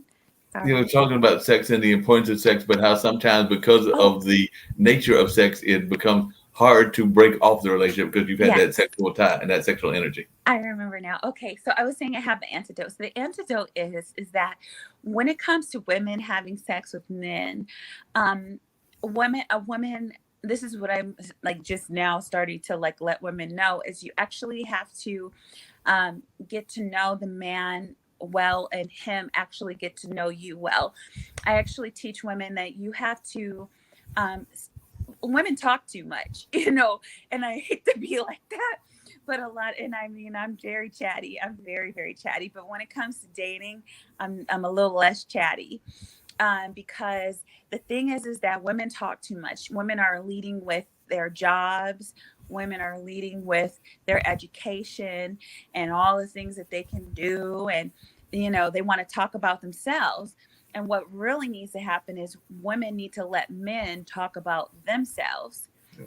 Men need to feel heard. They need to be able to speak about themselves, because it's allowing them to open up to you, so they can learn to love you and care about you. If you're in a relationship with a man and all you're doing is talking about yourself, after a while he might be nodding and being like, uh-huh, yeah, but he's really like, oh God, will she ever be quiet? So women need to turn it around and listen to men more, because men hold the key to long lasting love relationships. We do know that women bond when they have sex. The oxytocin is released, and now they're like loving this guy, and the guy could probably care less about them, because the antidote is that there is a hormone in men called vasopressin.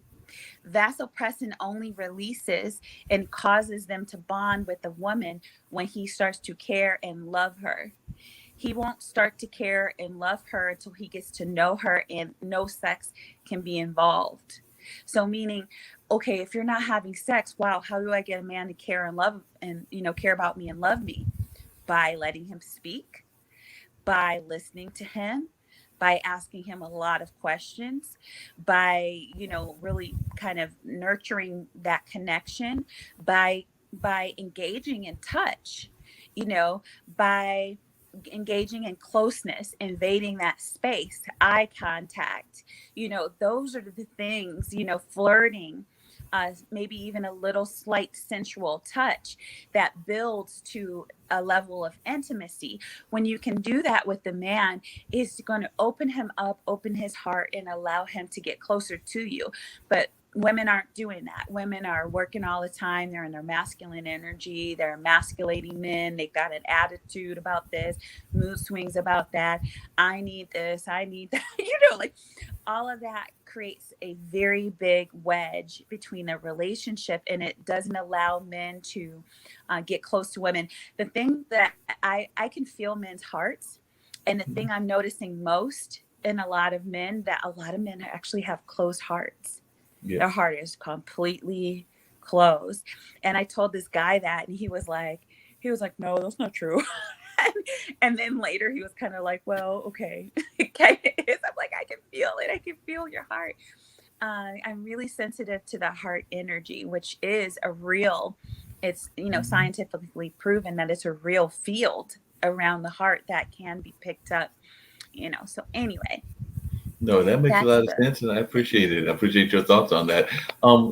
This whole pandemic has created a whole attitude, and you were talking about that yourself, about how you've not been dating. I know that my friend Mona, who's also over there in California, she's actually a comedian, part of that whole Desi Girl Persian Middle Eastern kind of community and things of that nature. Mona Shakes, she used to do whole dialogues and videos. I think that she's still doing them on a daily basis. And she talked about not really being in that dating space now, and definitely letting certain things be not as controlled as they used to be, because she would make a whole joke about a certain part of the body and how it was a jungle down there now and all of that. So she used to talk about that, because there was a lot of not as much cosmetic care. And I was just actually saying that I even know I need to get this beard trim along those same lines and everything. But I was just wondering, how are you feeling that we're dealing sexually with this pandemic? Because I do know that a lot of people are probably not doing the things that they used to do. Like there's probably not even a lot of folks that who knows the last time they had a Brazilian wax or whatever else they can do in that regards. And I also, on the flip side of that, am probably seeing a lot more people doing, and I love using my voice for this tool, at least historically, even though I haven't done it recently, a lot of people going into, and you mentioned it with your Atlanta friend, phone sex and cyber sex and different other kinds of things. So I'm just wondering, what are you seeing people doing in terms of sexuality? And if I can just add a caveat question to that, because I've had people ask me this, is phone sex, one, a form of masturbation, and two, is it cheating if you're in a relationship? Because I've actually felt that it is not always, but maybe a sex expert thinks differently. So I was wanting to know your thoughts on that as well. Well, I'm a phone sex operator. I have an account on Night Flirt, Okay. And yeah, more than ever, Night Flirt, OnlyFans is extremely popular. People are loving that. People are fantasizing. There's a lot of masturbation going on. Sex toys are selling more than ever. Laura, Bellotta on the team, Right. um, she has a friend. This guy, he owns a sex toy company, and he's selling. He said he made the most money he's ever made during the pandemic with all the vibrators and dildos and everything being sold. So people, whether they're getting together with a partner, and people are exploring all kinds of things, BDSM, polyamory, polygamy, because people are like, well, we got to figure this out. We need each other. We need a community. We got to start growing our food. What can we do? We got to put our resources together. So there's everything sex related is it's exploding. For me, I'm very orgasmic. I have orgasms all the time. But I just came back from Peru. I did this, what do you call it? I did ayahuasca in Peru. And so I haven't done any, I'm integrating, so I haven't done anything sexual with myself over the last week. But yeah, I'm probably gonna get back into it. I'm actually about to do a detox cleanse. I'm going to be juicing and doing some like protein vegan meal replacement type stuff, and just kind of get into the zone. And a lot of times when you do that, it always fires up everything. I don't feel like I'm not fired up. I'm still very easily orgasmic, but I've just been more kind of very relaxed. So I do something called yoni breathing, which is these isolations of the yoni, which is the pussy or the vagina. And I do that, and I did do that. I usually do it every day, but I did it yesterday. I'll probably do it later today. But that's what I do. Right now, I'm really intentional about who I connect with sexually. I've been gone traveling. I need so many beauty treatments. Like, I need a facial. I need a massage. I want to get waxed. I need a manicure. I need a pedicure. So I'm not really trying to do too much right at this moment, but that's what's been happening for me. And that's what I've seen that's been going on for others. Yeah. It makes a lot of sense. It's interesting you say that because a friend of mine that's opening a thrift store and another friend that unfortunately passed away. That's what we used to joke about because as y'all oftentimes talk about, Clubhouse folks love my voice and they had nice voices as well. And actually one of them still has a nice voice. I think that she's from one of the either one of the African or one of the South American countries. I can't remember which, but I remember now that I think about it, I think it's a Caribbean country, but she has a nice voice. And I remember that we, many decades ago, were talking about doing what you are doing now. So we had talked about like trying to even create our own phone sex account. And this was probably some 15 or 20 years ago. And like I said, unfortunately, Butina passed away because I think she was the one who was really pushing that idea. She was like, we ought to make some money. We ought to go ahead and make these little phone conversations and just have fun doing that and all of that. But it never came to fruition. But if anybody is available and needs the voiceover work of a male voice, I do not mind doing that. I don't even mind having that conversation. And I think at least the women have told me that I've taken them over the edge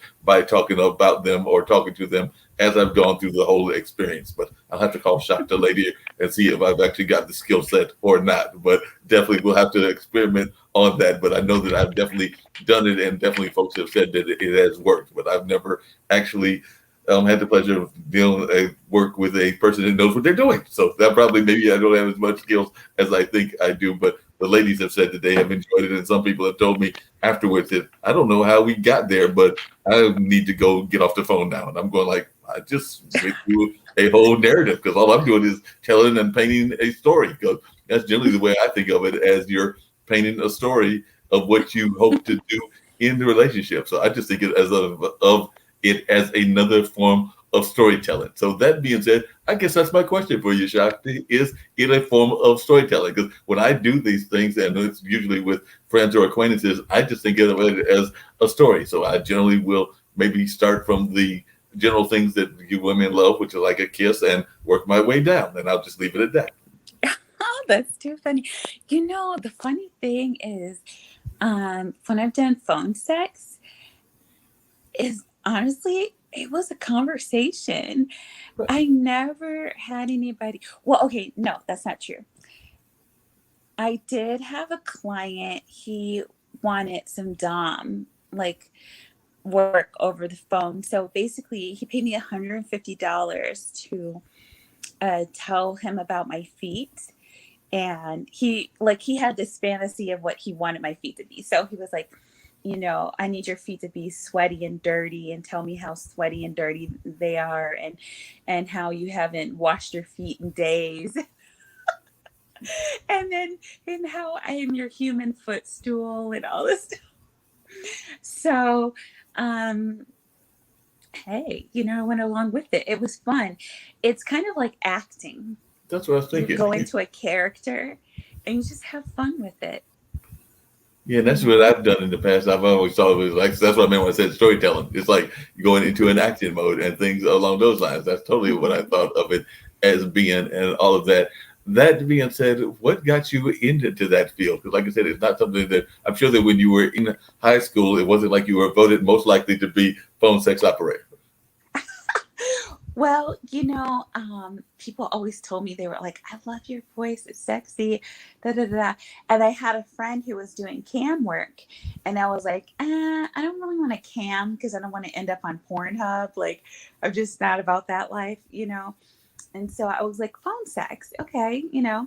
And so my friend told me about how to get started, how to create a profile. And then I met this other girl who, she also was doing it, and she was like, you could do it, da, da, da, and here's how you set it up. And I was like, okay. So I set it up, and boom, like, I think I set it up in 2018, I think it was. Yeah, and it's kind of part of Level Up, you know. So I'm in this Level Up community, this female community, where they teach you, like, you know, about something like, and I feel like I do not feel like I look like myself right now. Like, I literally have half my makeup on. I don't have any mascara on my eyes. Oh my God. But I was like, oh my gosh, I was trying to message you, but I was just like, no. But Shakti, you're anyway. perfectly fine. You look perfectly lovely. Just go ahead and carry the story. You look lovely as you always do, so don't even worry about that. Thank you. Well, yeah, so, you know, in the Level Up, you know, you have to know how to seduce, you know. It's about understanding the physical level up, you know, and also the mental level up. And the mental level up involves understanding, like, how people fall in love, seduction, the art of seduction. We actually read the book The Art of Seduction, and talked about the archetypes, and understanding somebody's love style, understanding the love languages, understanding pretty much everything there is to know about love. And, you know, it's like, yes, so I subscribe to the woman is the prize, but, you know, the man still is the king. You know, he's the leader, and you want the man to feel that way when you're engaging with him. You want him to feel special. And when you're on his arm, people should be turning their heads to look at you, basically. So it's all of that. Yeah, I don't know. Do you think So that sometimes? Do you think that sometimes people get? I know we all know what seduction is. We all know what flirtation is. I was actually having a conversation with a friend of mine, and I actually put it up in the Wikipedia or one of the Googles, and gave them a couple of definitions of flirtation, and some of them actually surprised them, because, like, definitely a nice laughter like you have, and definitely a lovely smile, but there was also a hand holding and a bunch of other things, because they had told me that they didn't think that they really flirted when they were out in public, and I know that I'm a flirt when I'm out in public, but they were thinking that they did not flirt, and I'm like, no, I think that most of us do. And so I pulled up it was like 25 of different terms of what flirtation is, because it was actually part of a sexual harassment employment thing, because flirtation can be good in the job, but can also be bad. But I was just wondering, do you think most people in society even know what they're doing when it comes to flirtation or when it comes to seduction? Not at all. Look, I was in Beverly Hills meeting up with one of the Level Up girls. This lady, she was a pro. Like she joined the group, but this lady was like 50. She looked like she was 30 something. And I met up with her for drinks. She had already met this older wealthy guy. We were in Beverly Hills. We are at this place that was very popular for like meeting rich guys and things of this nature. So I come to the bar, and when I tell you she was on, she was on. She was very touchy feely. Like let's see. So let's say this is the guy. So she's like, oh, she's like, oh, honey. She like touched the back of his head, his neck. She's like, you're so blah, blah, blah. Oh, you're so, you make me feel so sensual. Like she was constantly saying all this stuff. She would be really close and she would be far away. She would touch him. She would, kind of touch her chest and expose her neck and play with her hair and be like, you're just so funny. You just, and it was so entertaining to watch. But when it was all said and done, they went on a date. They had a nice connection. I think he put her up in like the Viceroy Hotel. He bought her some lingerie, sent her some gifts, did all these things. And I mean, that was just his style. That's what he liked to do. But it's like, there's a little entertainment involved in seduction and flirting. You got to really sell it, and you have to really believe it. You have to be it. You have to be it. You don't want to fake it. You have to be it. You have to become the sensual goddess. Yeah. The ironic thing is that you say you have to be it, and sometimes, and my parents, both of my parents are Geminis. I'm actually a Cancer, but both of my parents are Geminis. But sometimes I think I have dual personalities as well, even though Cancers don't generally have that personality, and I don't know the rest of my star signs. And I'm going to explain what I mean by that. Because while I say, and I do think that in public environments, I am very good at flirtation and everything, I am also the man that at a nightclub will be the wallflower. That's part of the reason that I've not been all that great with my own dating life, because while you young ladies and other ladies are getting your dance grooves on, I'll be the one nursing my beer, going there admiring you young ladies, and also being like, should I go talk to her? Should I not go talk to him? Should I go talk to him? Should I not go talk to him? And by the time I've done that whole internal conversation, either one, other guys have gone and talked to you ladies, or two, you've left the building. So like I said, I'm the one that sometimes will have this inner conversation with myself. And I know a lot of us do that in our dating lives. We do it in our job lives. We self-defeat ourselves. So I'm just wondering your thoughts about that, because I know that that is something that goes on in my life. I have this whole wallflower thing if I'm at a dance club, particularly the dance clubs. One, because I don't think that I'm the greatest dancer in the world. I think I've got two left feet. So I sometimes am self-conscious about that. Thank goodness they invented the neon light. Don't have to have great dancing moves with the neon light in your way, and it makes all dances look good. But that being said, do you sometimes feel that in the dating world, people are sometimes a little too self-conscious of themselves? Yeah, you can be. I think that it's really important to take risks. So I remember when I was in college in Chicago.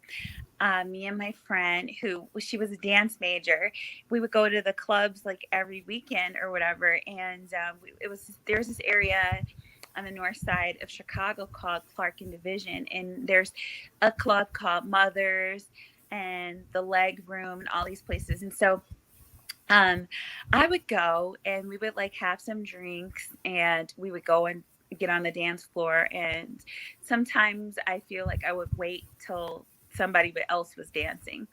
Well, I remember telling myself, I was like, you know, I'm not going to drink. Instead, I'm going to have water and I'm going to make myself be the first one on the dance floor. And I would go and dance. Like they had like all these different things you could dance on top of, like just there was like a little mini stage and little, I don't know, post or whatever, because it was like you could dance wherever you wanted. This was like 2004. And so anyway, like me and my friend, we would just be the first ones on the dance floor. Now, I've made myself do that. Like, I push my limits. I push myself outside of my comfort zone. And sometimes when it comes to flirting and dating and things like that, you got to push yourself outside the comfort zone and face your fears. You know, I feel like that's what life is about. We can be complacent, or we can just push our limits. And that, even in money mindset, like last year I paid for like a money coach, and this year I paid for a business coach, and they talk about that. They talk about your upper limits. You know, are you staying in your comfort zone, or are you allowing yourself to be uncomfortable and do things that, you know, are uncomfortable for you? For example, I don't like being on camera. I don't like doing videos. This is outside of my comfort zone, but you know what? I'm doing it. Because when I came on, I think I didn't realize, because I would have been prepared. I didn't realize it was going to be video. But, you know, like, I push myself outside my comfort zone. And sometimes you just have to just get out there. So, yeah. You are doing a great job outside of your comfort zone. And by the way, I know a little bit about Chicago because I went to school in Milwaukee way back in the 80s. Doc Rivers, the coach of the 76ers, is actually a schoolmate of mine. So I definitely know a little bit about that Milwaukee, Chicago area. So I was in school there in the 80s and definitely knew him and everything. And I love blues. Blues is one of my favorite music. And we know that that is definitely a Chicago sound and definitely a Chicago style. So I'm definitely a big time fan of the area of Chicago. Not the biggest fan of your football team, and part of that is because of my younger brother, because I am a diehard Vikings fan, dated a young lady that was a Green Bay Packers fan, and my brother is a lifelong Bears fan. I think he had a joke that you'll enjoy and everything. We just did it this past Sunday, our fantasy football draft, and he's actually got two teams, so he did it Saturday and Sunday, but mine was Sunday. And he drafted two Minnesota Vikings players. And when he drafted them, he wrote in the little chat, y'all know I'm on suicide watch right now because I'm not wanting to draft somebody that I do not like, and it is my brother's team. So even though he drafted my running back, and he also drafted, I think there was a wide receiver or somebody else, he was not too pleased that he had to draft somebody that's in the team that I root for. And I also root for my Carolina folks as well. And the other thing I was going to mention about Lori, and you mentioned her earlier and everything, and that room that we're oftentimes in and everything. I'm gonna have to find out what organization that is that she knows the owner of, because you know one of the largest sex toy companies is right here in North Carolina, and I actually know people that work for that company. Adam and Eve is based in Hillsborough, North Carolina, which is probably about maybe 20 or 25 miles away from me. My filmmaking friend, who is the guy that did This Christmas, Ronnie Warner, actually lives in the same town where Adam and Eve is based at. So Adam and Eve, their whole storage facility is right here, maybe about 20 or 25 miles from my house. So it's over my apartment. So it's a major thing. So I'm gonna have to see if that's the same people that she knows, because I know there's several of them around the country, but I know that they are a major distributor as well in their little facility. Well, I can't say little because that warehouse ain't no joke from what I've been told. I've yet to go to it. They tell me it's no joke. They tell me it's got all kinds of toys and things along that line. I think that I told one time in the room the story of an early date that I had. And when I went up there and I was covering the young lady, I was reporting on her. She was doing, I can't really call it exotic dancing, but you know how back in the day, folks would have these kind of like semi-lingerie fashion shows or fashion shows that were exotic, but they didn't fully take off the things in terms of the clothes. So you can't really burlesque. You can't really get burlesque, but it was early versions of burlesque. So it's kind of like a combination of a burlesque or a lingerie show. And she used to do those on a regular basis before she moved to Las Vegas to become a stripper. And the last time I heard, Miss Renee was a born again minister of some sort and was running her own church. I think she now runs the church, but she had gotten totally out of that business. But I remember we were doing an interview, and I went up to her because she had a 2-floor loft. And I remember going up to the second floor, and she had handcuffs, and she also had I think some whips and some other things. So when I came down as a much younger man, probably in my late 20s or early 30s, I asked her, I said, is that for show or is that for real? And I was a late bloomer, by the way, sexually and everything. So being a late bloomer, I think that in probably one of the best voices I've ever heard, she was a sister, did a Dolly Parton not Dolly Parton, a Mae West impersonation. And all I remember is something to the effect of "That Depends." on whether you want it to be or don't want it to be, and all of that. So I was going like, okay, I might have stepped into more than I'm able to handle, and all of that with this particular young lady when she was talking about that. And nothing happened that particular night. Maybe something happened a couple of nights later, but that's to be revealed later, or Oh. maybe not revealed. But that being said, how important do you feel it is for people in this new age, in the COVID age, but even after we get out of COVID, to have toys? Because, like I said, I know she was into the handcuffs, into the whips. I'm not a person that is into bondage, but other toys like tickling toys, I can be good at, and I definitely don't mind, just using my hand and giving a nice old fashioned light spanking. But how important do you think it is for folks to use toys and to have toys? Well, I just bought some toys in the last 6 months. I bought a little pinwheel. You roll it across the skin. It gives like a little, I don't know, a little tittle, I guess a little tingle. And it was really tiny though. It's just like a sensation toy. And then I got like a feather, a tickler, and what was the other one? Oh, a little crop, a little riding crop, a heart-shaped riding crop for spankings. And I was happy that I did it. Honestly, it was fun. I'm excited to play with them. As far as for myself, um, well, I don't know if I'm going to talk about that, but I, because there are some things I do for my yoni. Like I do use strengthening devices. I like to make sure that it's strong, that it stays strong, that, like you use it or lose it with all types of sex related things and muscles and things like that. And so I'm always working with my yoni and my muscles and everything. And, I don't really do dildos. I do have some crystal wands, massage wands. I don't do vibrators because they can really desensitize you, and then make you not have orgasms during sex or require the vibrator during sex, which can create, some insecurities with your partner. So I don't bring toys into the bedroom. Like, I would say like I had some handcuffs around like 22. But like, my computer was about to hit the ground. I'm like, no. But I don't know. I don't really need any toys, to be honest with you, but I don't mind having them. Gotcha. I had a friend of mine ask me, because I'm done. I'll even admit here on this network, which I'm part of, that I do sometimes will use visual aids for masturbation, whether that's a magazine, whether that's a movie, whether that's a whatever and everything.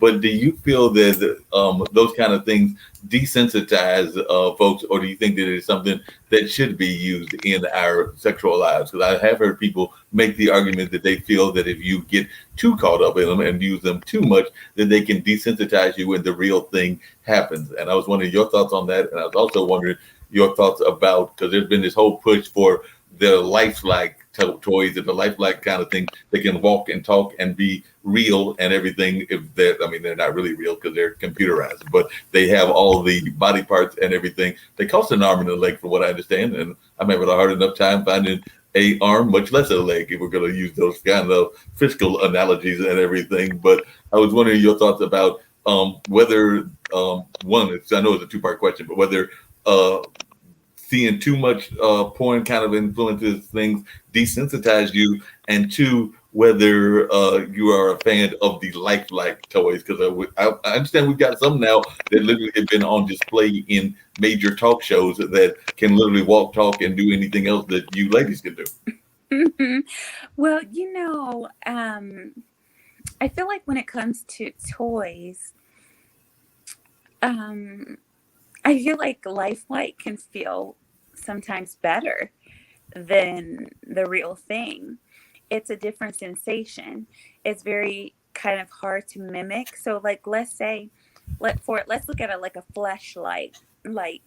a flashlight that it's like basically like the vaginal opening, and it looks like a flashlight, but it's just the one part. you can add lube, you can do all this stuff, and then now you have this sensation. Maybe, I don't know if you can add warmth, because the vagina, the yoni is warm and wet and can contract. But sometimes you could well, what it does is it reprograms and rewires the brain. Porn rewires the brain, toys, new things rewire the brain. It's wiring the brain to that new experience. And so it's fine to have a new experience, but it's just like you want to make sure that you basically want to make sure you don't overuse it. When it comes to like masturbation, I feel like it's best to masturbate and not use visual aids or devices for the most part. As far as when you're tapping into energy orgasms, you're feeling into your own body, like, for example, let me see if I can tap into orgasmic energy right now.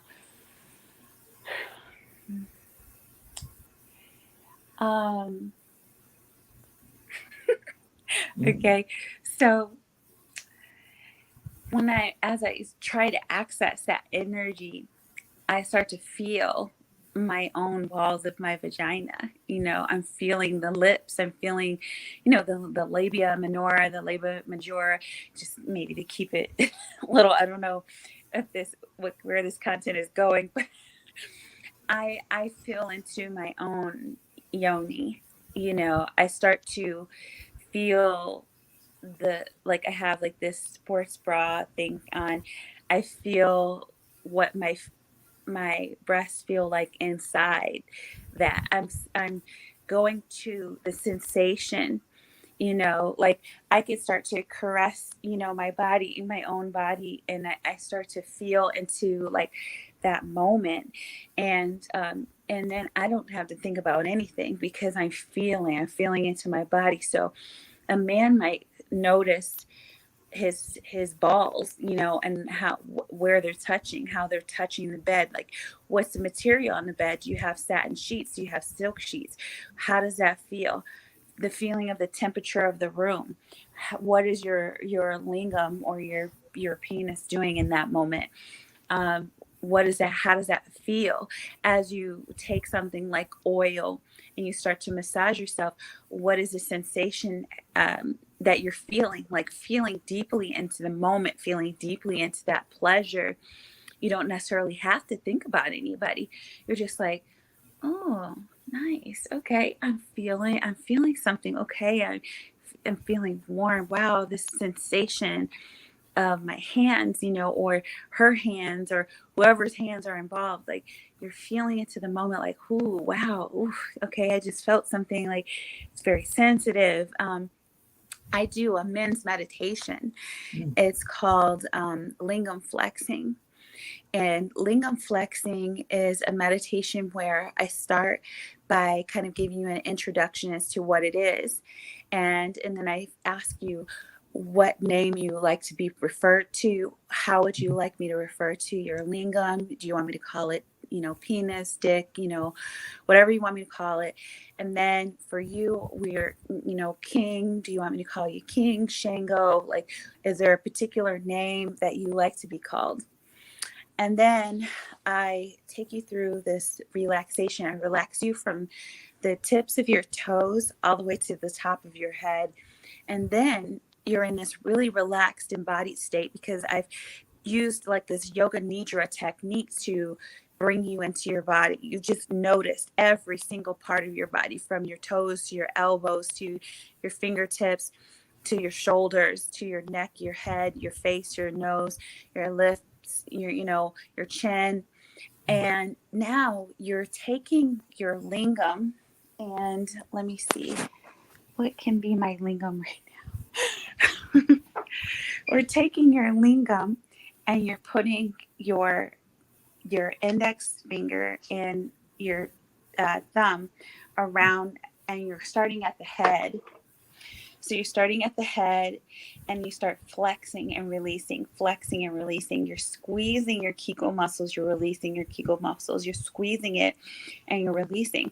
And so I kind of walk you through. I'm like flex, release, flex, release, flex, release, flex, release. And I teach you this breath that's called the Tibetan Dumo breath. And when you do this breath, you're letting the tip of your tongue touch the roof of your mouth, right behind your teeth. And so the tongue is going up like that. And what that does is it stops the circulation of energy. It closes, when your mouth is open and you're not touching it. It's a banda lock. You're doing a lock, and now your energy is circulating through your body. Then I have you do this stroking. You have to have oil. You're going to be stroking your lingam for a period of time and activating the lingam. We're bringing that energy. We're bringing all that energy in the body. We're focusing in on the lingam, and then we start to add a movement. So it's a swirl. So like imagine like this is a swirl. So you're moving your body, and so you're stroking and moving your body at the same time, moving your hips. You're kind of winding. I don't know. I can't really demonstrate. You're winding because I'm partially dressed. Wow. But you're winding your hips while you're stroking. You're activating the pelvic floor and all of this energy. And we go through this whole thing where we're moving from the tip of the lingam to the base of the lingam, fully activating the lingam. And you in many cases, men reach energetic orgasm during this. There's no ejaculation. Right. I Wow. don't know you too. I was already feeling like a whole different kind of way. So definitely I can see how that could work and everything. And I was just going because I've also got to concentrate on what I'm doing. So I was also losing myself as you were doing that. So I might have to go back and watch the video, and I might lose it even more at everything. But it was definitely fascinating and definitely quite interesting. And I can definitely see where somebody would love that exercise and everything.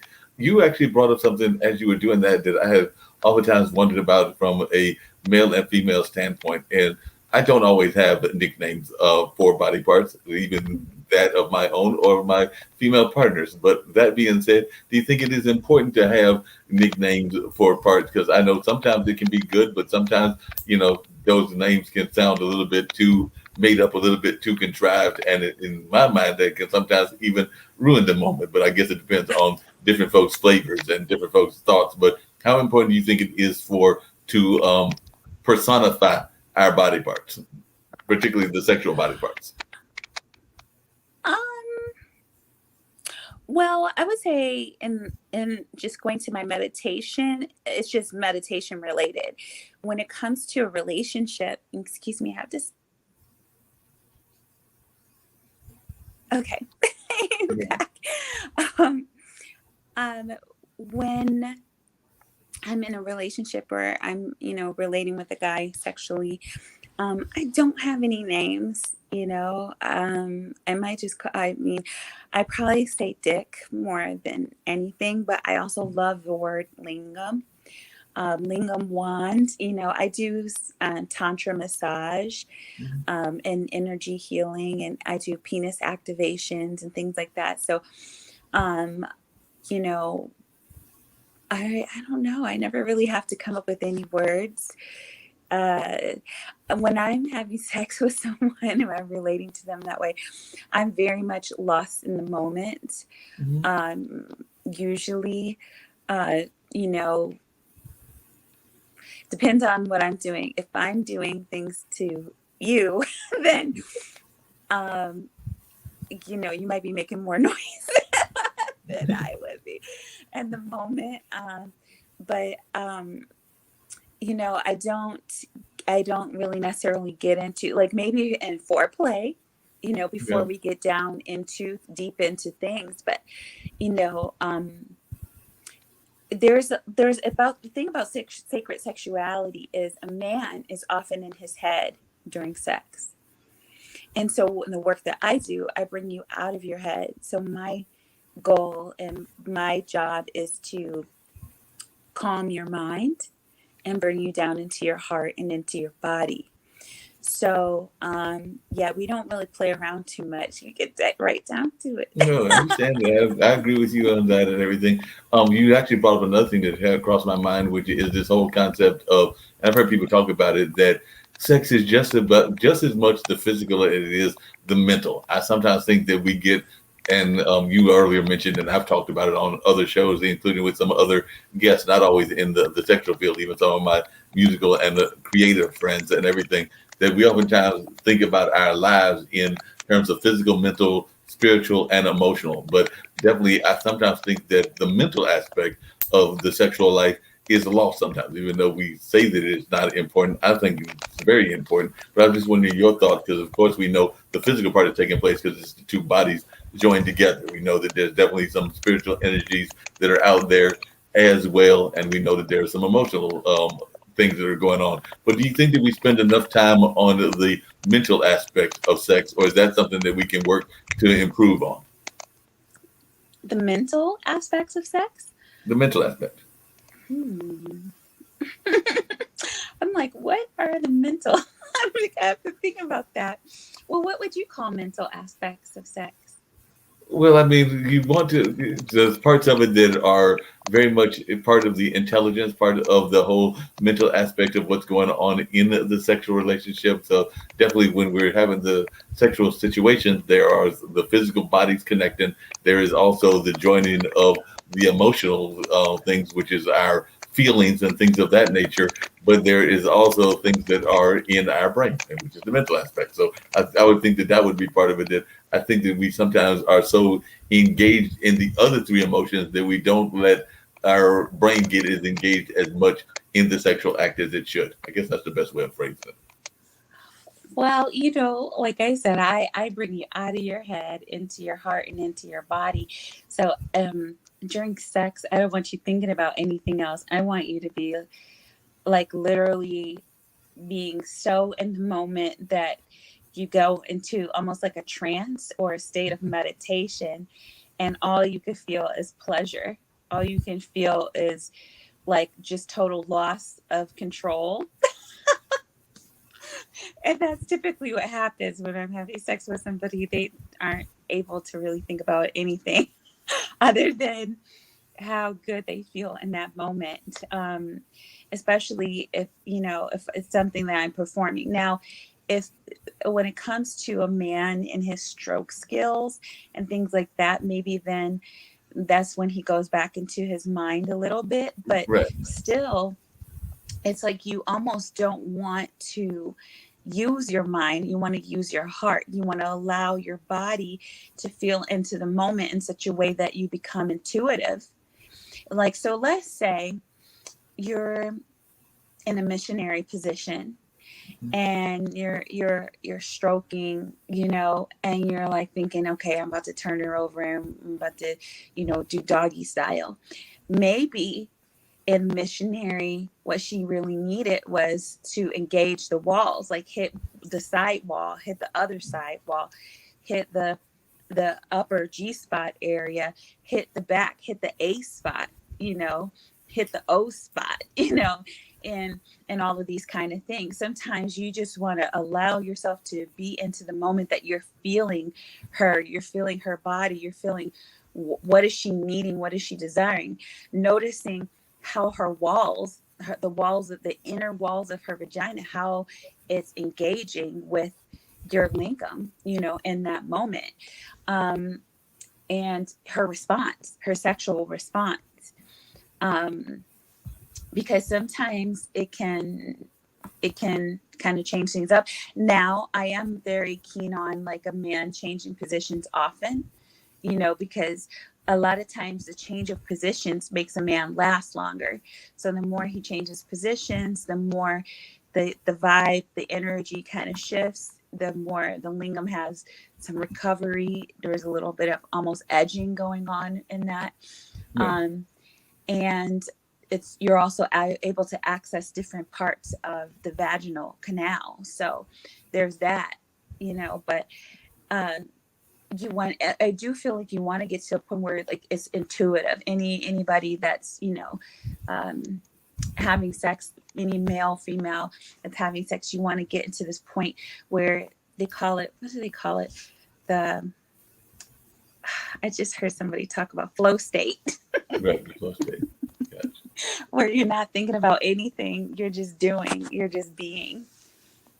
Sure, Yeah. that makes a lot of sense. You just referenced something that I've oftentimes heard people talking about. I'd love to hear your thoughts, and we actually got ready to wrap up very shortly. And by the way, I could talk to you forever, by the way, Shakti, just know that and everything. And that's just, I enjoy our conversations even on Clubhouse and things of that nature. But I know I've got to actually produce another Friends show very shortly. But that being said, you mentioned the whole thing, and ironically, it's going to be about sex as well, because Robin's show is, I think your guest is going to be talking about single and the COVID era. So being single into the COVID era. But that being said, you were talking about positions, and I know that I have certain positions that may be my favorites and everything, and even certain acts that I enjoy doing, because I actually am one of those people that in some ways am more of a giver than a receiver. So I love to make sure that I am pleasing the woman in my life. So I'm not happy unless you are actually happy, or whoever woman I'm involved in is happy. So I'm making, in my mind, the purpose to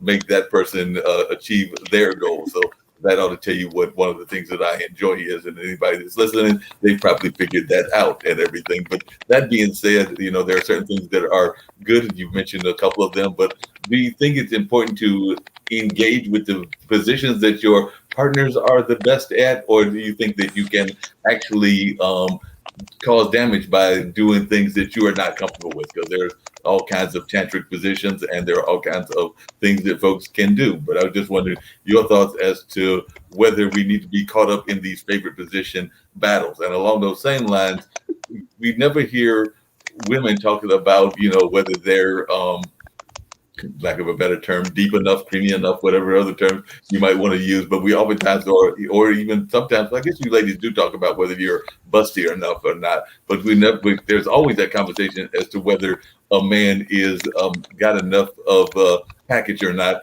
But every time that I've talked to you ladies, y'all are more concerned with the what they do with what they have, not what they have. But I was just wondering your thoughts on both of those, the positions and the whether size matters, for lack of a better term. Yeah, well, when it comes to positions, I feel like as long as you got like about 6 key positions, that's cool. Every woman should know how to ride. So there's riding, there's missionary, there's doggy, there's, I don't know, maybe her sitting on your lap. There's maybe her on a countertop or standing or up against a wall or something of that nature. But I feel like when it comes to in the bed, to have like at least 4 different positions you can alternate between. And sometimes, not necessarily like, okay, let's say you're hitting it doggy style. There's doggy style, then there's, her leaning over, standing on the floor, bending over the front of the bed, or bending over a chair or something like that. I think it's good to have a few in each category. Have a few kind of standing, her bending over from the back, maybe laying down on the bed from the back. So that's 3. Her face down on the bed, her leaning over a chair, her doggy style on the bed on all 4s. There's missionary. There's one leg up, both legs up, turn her to the side, turn her to the other side. There's a lot to work with there. And then her riding, there's, front riding. But then with riding, I don't know if you need a whole lot. Maybe it's just the stroke, the swirl. Is she like going slow? Is she going fast? Is she working with different depths, things of that nature. But I feel like as long as you have those, you don't really need anything crazy. You don't need, like, I don't particularly like 69, for example, but I feel like it's good to talk about those kind of things, like what positions do you like, and all of that. But what's the second part of the question? Size. Does size matter? Because like I said, every time I've talked to women, you're usually wanting to know whether you can you're effective with what you've got. But then I do know that some people are more wanting certain things to be happening in terms of size. But I've always heard it. It's not. There's an old saying. It's not what you do. I forget the expression, but you know the one I'm looking for. But it's basically Yeah. how you handle the motion and not what the width and or girth is. Well, the thing is scientifically, most men are the perfect size. There's not, it's very rare that a man is below average size wise. Very, very rare. So most guys don't really need to worry at all about their size. That's number one. That being said, different sizes offer different type of opportunities. Sometimes I like a size that is perfect for my mouth. That I can know that it can hit the back of my mouth, things of that nature. I think that there's a such thing as too large, too large. Like my mouth is only so big. Like I like it was bigger than my mouth and I can't fit it in. It's just like, oh man, you got to get real creative. And I met a guy he was pretty big. Like I definitely wanted to explore that experience a little bit more. But I will say that I realized that I was like, I don't know if I could marry this size, because I was like, it felt like a ring of fire just going in. Like the stretch was like so extreme. I was just like, ugh, every single time. Like I thought I was giving birth to a baby or something. Like it was just extremely painful. But once everything was fine, then it was kind of good. And that's why I wanted to explore it, because, as far as like, he was also extremely sensitive. Like his whole entire lingam, he was like, don't touch it too hard. Don't squeeze this. Don't touch this. Very, very light, and I perfected it. Like all he had to do was say one time, like, oh, not too hard. And then boom, like I was able to kind of get into a flow state. I kind of pride myself on being able to give head for very long periods of time, like, 2 hours, 90 minutes, that kind of thing. And so anyway, size can be fun. Size can be fun. But, as far as long term, you have to know, a woman has to know what suits her. Different vaginal canals are different lengths and widths, There's guys that are like, I stroked in, I didn't feel anything, So it's like, it's less about the size and more about the sexual compatibility. Does your lingam fit nicely into her vagina, or yoni? Like how's that fit looking? No, that makes sense. And definitely, I think the fit is very important. Everything that you were just saying, that I was thinking to myself, this could be very problematic if there was ever the distance and other things were ever conquered and things along those lines, because you were sitting there going that you pride yourself on a certain thing. And that's what I kind of pride myself on as well. So it might be a 5 to 4 hour session. So that could be a real problematic kind of thing, but it could be enjoyable as well. But that being, That sounds fun. I like long sessions. Yeah, same here. So that could be problematic but enjoyable. That being said, I know that you've written, and I want you to bring that up as well, the book. So if you could tell a little bit about the book and what the book is about and how people can get the book as we wrap up. And Shakti, I would love to have you come back. And you don't have to be made up. You have been beautiful. I've thoroughly enjoyed our conversation. I hope you've enjoyed the conversation as much as I've enjoyed it. And I hope that you will come back, because definitely I know I'm going to try to bring Thrilla back and some of the other people, but every room that I've been in, your presence is always one that I resonate with and I really enjoy. So I hope that you'll come back on the online dinner party. And by the way, as we were having this conversation, I decided that I would save the mystery criminal and the other mystery person for the next episode. So I'll was usually in the course of the interview, I might also be doing research, but we were so engaged in the conversation that I never got to it. So I know who they are, but I haven't given my clues yet. So next week, y'all will get the clues, and there will be at least one person from African American literature and at least one person from the world of crime. And I know who both of those folks are Oh, because I've already wow. got them in my head. But like I said, just think about that, and maybe that'll give y'all folks that are watching an idea of who you need to be figuring for those mystery guests, because there'll be some clues that'll go across the screen at some point when that element of the show takes place that we have sometimes on the online dinner parties. But if you can tell folks about the book and how they can get in touch, and do know, as I told other people that have been on the show, whether they come from Clubhouse, whether they come from podcast guests, whether they come from my own neighborhood and everything, I consider this to be like one big party, one big living room. So you are always welcome to come back. And I really do love your spirit and your energy and your vibe, both in Clubhouse and here on this platform of mine, one of my shows, the Online Dinner Party. But I definitely would love to have you come back, and if you could tell people really quickly about the book. Yeah, so I have a book. It's called Kundalini Sex, Unlocking the Secrets of Energy Orgasms. I have signed copies available, so you can reach out to me at Kundalini Sex Book on IG if you're interested in a signed paperback copy.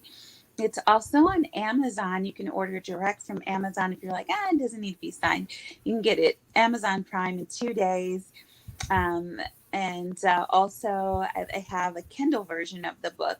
And so, Kundalini Sex, people say, what is Kundalini Sex? Kundalini sex is basically energy sex. It's energy orgasms. It's whether you're up close and personal and you're feeling this kind of sensual, sexual turn on energy. It feels like being turned on, but it turns into like an actual orgasm. And I like to talk about like how you separate orgasm from ejaculation, because it's two separate things.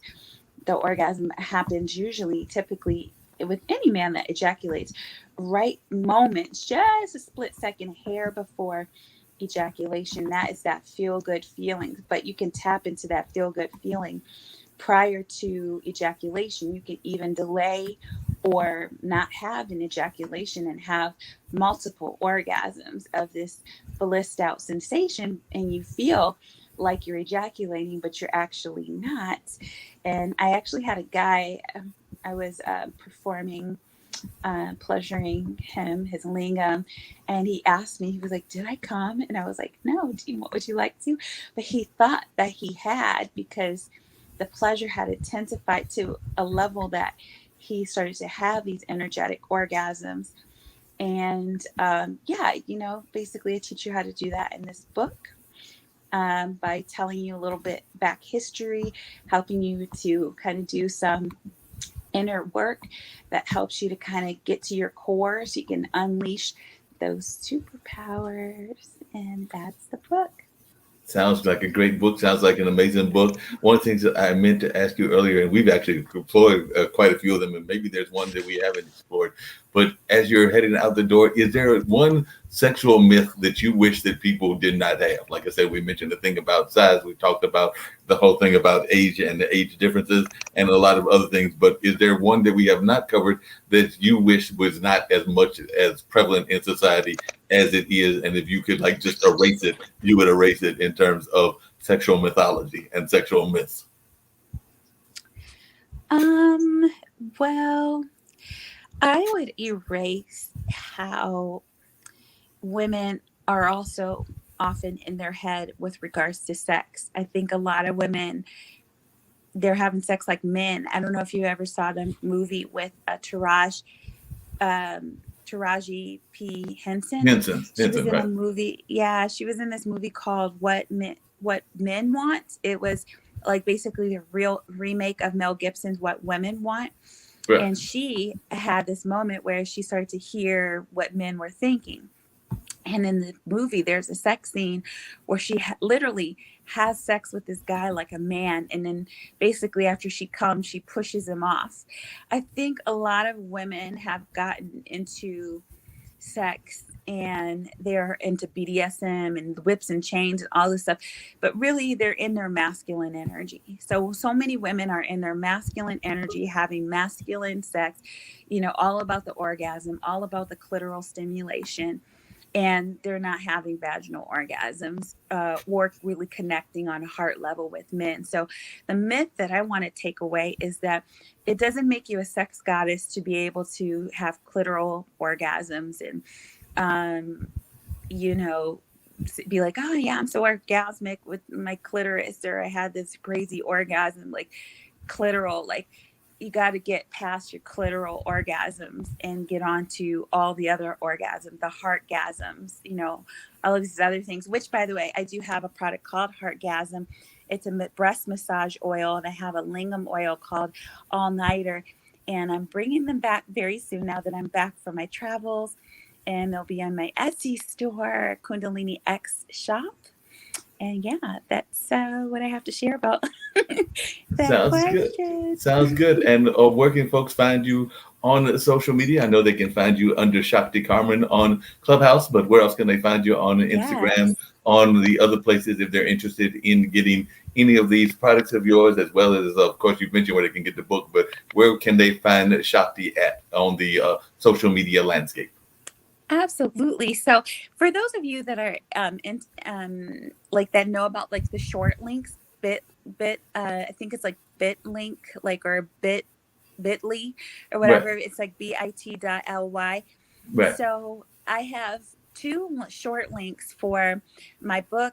The book, it's bit.ly and then the / Kundalini Sex. My book is on Amazon with Kundalini Sex. And then my Etsy store is Kundalini X shop. And so my bit.ly is for Kundalini Sex or Kundalini X. So there's Kundalini Sex and there's Kundalini X. For the Etsy store. I do have meditations there as well. The men's meditation is in the Etsy store. Other meditations are there. Really inexpensive, you know, about $10 for the meditations. I have a free meditation for people who DM me. You can DM me on Instagram. The word ecstasy for the women. I'll send you my ecstasy, my divine ecstasy meditation. It's free. But yeah, if you want to message me, Kundalini Sex Book on Instagram or Kundalini X Shop on Etsy. You can DM me there as well. I am Shakti Carmen on Clubhouse. I'm so excited to be here. Thank you for having No me. problem. Thoroughly enjoyed it. You were beautiful. You were wonderful, as you always are. Actually, Thank if you look down and you. you see that there is the chat function, just like there's the DM function in the formats that we use, like Clubhouse and everything. If you leave me those websites and everything else, I can actually create banners and make sure that folks get that either on this show or on any reruns that we may do as well. So we can make sure that they know how to reach you and how they can find you in that regard. So definitely it's been amazing having you on here. And like I said, I hope that you will come back because I have thoroughly enjoyed our time and definitely enjoyed the space that we spent together. And you are such a beautiful woman, both inside and outside. So I greatly You. appreciate that and appreciate your fine involvement and all of that. So you are truly a wonderful person, and I'm glad to have you considered a friend, and who knows, maybe something else. But we'll have to explore that later on. But definitely, I consider you a friend, if nothing else, and definitely somebody that I have some amazing chemistry with there on Clubhouse and other spaces as well. Thank you so much. Well, I really appreciate that. And I'm sending you all of these links right now. I was wondering where can this video be found, by the way? It can be found on YouTube. It can be found on Facebook. It can probably be found on the network itself, which is International Broadcast Media. And I can send you a copy of the YouTube link. So that is no problem at all. I will gladly do that. If somewhere in there you put the email, I know I've got the telephone number because we had exchanged that on one of the Clubhouse sessions, but I can definitely put the information for the link on an email to you with no problem at all. All right. Yay. Well, thank you so much. And yeah, if I'm on next time, I'll definitely be in full glam. Because I was like, I didn't feel like I had time to You do all did the things I wonderful. wanted to do. You have been one of my favorite people, and you did a wonderful job. Don't even think that about yourself. You are truly a beautiful soul, and you did amazing. So just remember that you did an amazing job, and you are truly a great soul and a wonderful person. I'll probably holler at you later on in Clubhouse, but you are truly wonderful and a beautiful soul. So don't even doubt that about yourself at any time. You did a great job. As a matter of fact, I'm the one that you feel guilty. I'm looking like Santa Claus. So because I was hoping to have my barbershop cut and everything and look a little bit much more trimmed down, maybe shave off about 10 or 15 years. So the next time you're on, I will not be looking like Santa Claus. So if anybody's going to feel guilty, it should be me. Well, I'm a licensed cosmetologist. Say what? I'm a licensed cosmetologist. Well, I'll keep that in mind. I love men's grooming. I don't get to do it that often, but I love it when I do.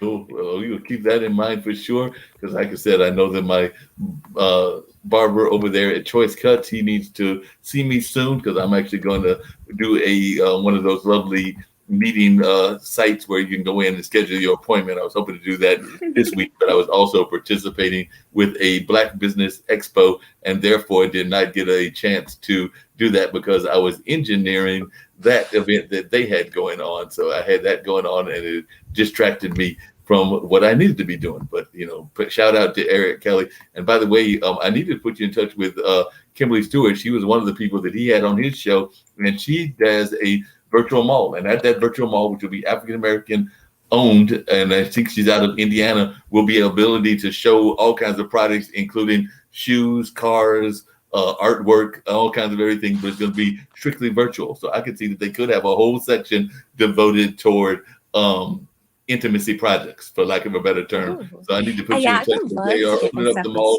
and they've got a discount deal going on, I think now, because I think a slot is only costing, I want to say less than $100. It's not that much money for what you're getting, but it was a rotating virtual mall because they actually, during the conference, demonstrated what the mall would look like. And literally you could push different buttons and would go into the different rooms, and it was just fascinating. So I will have to put you in touch with her also. Wow. Well, thank you. What's the name of your YouTube channel, by the way?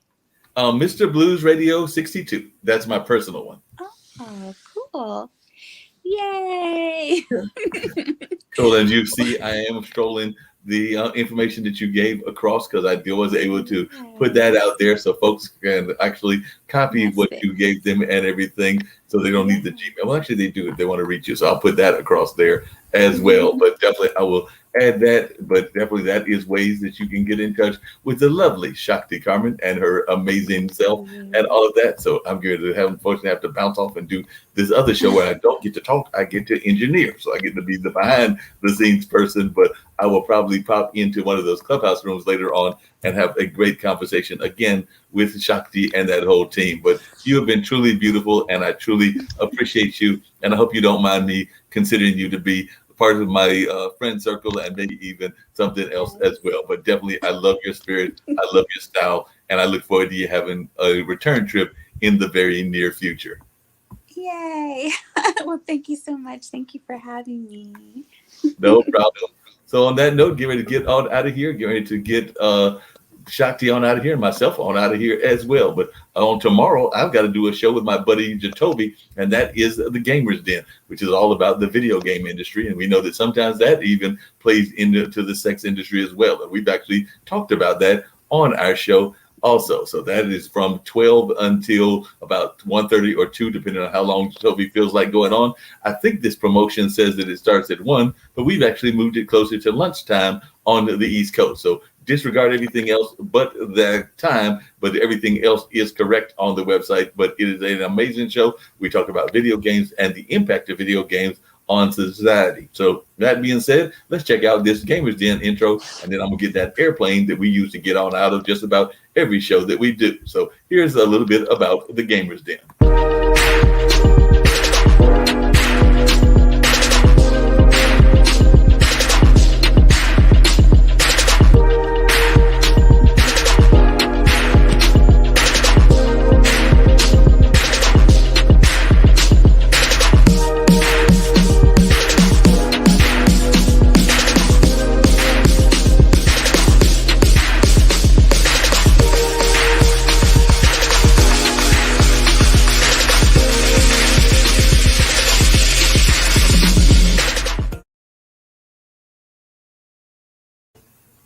And one more to get on out of here.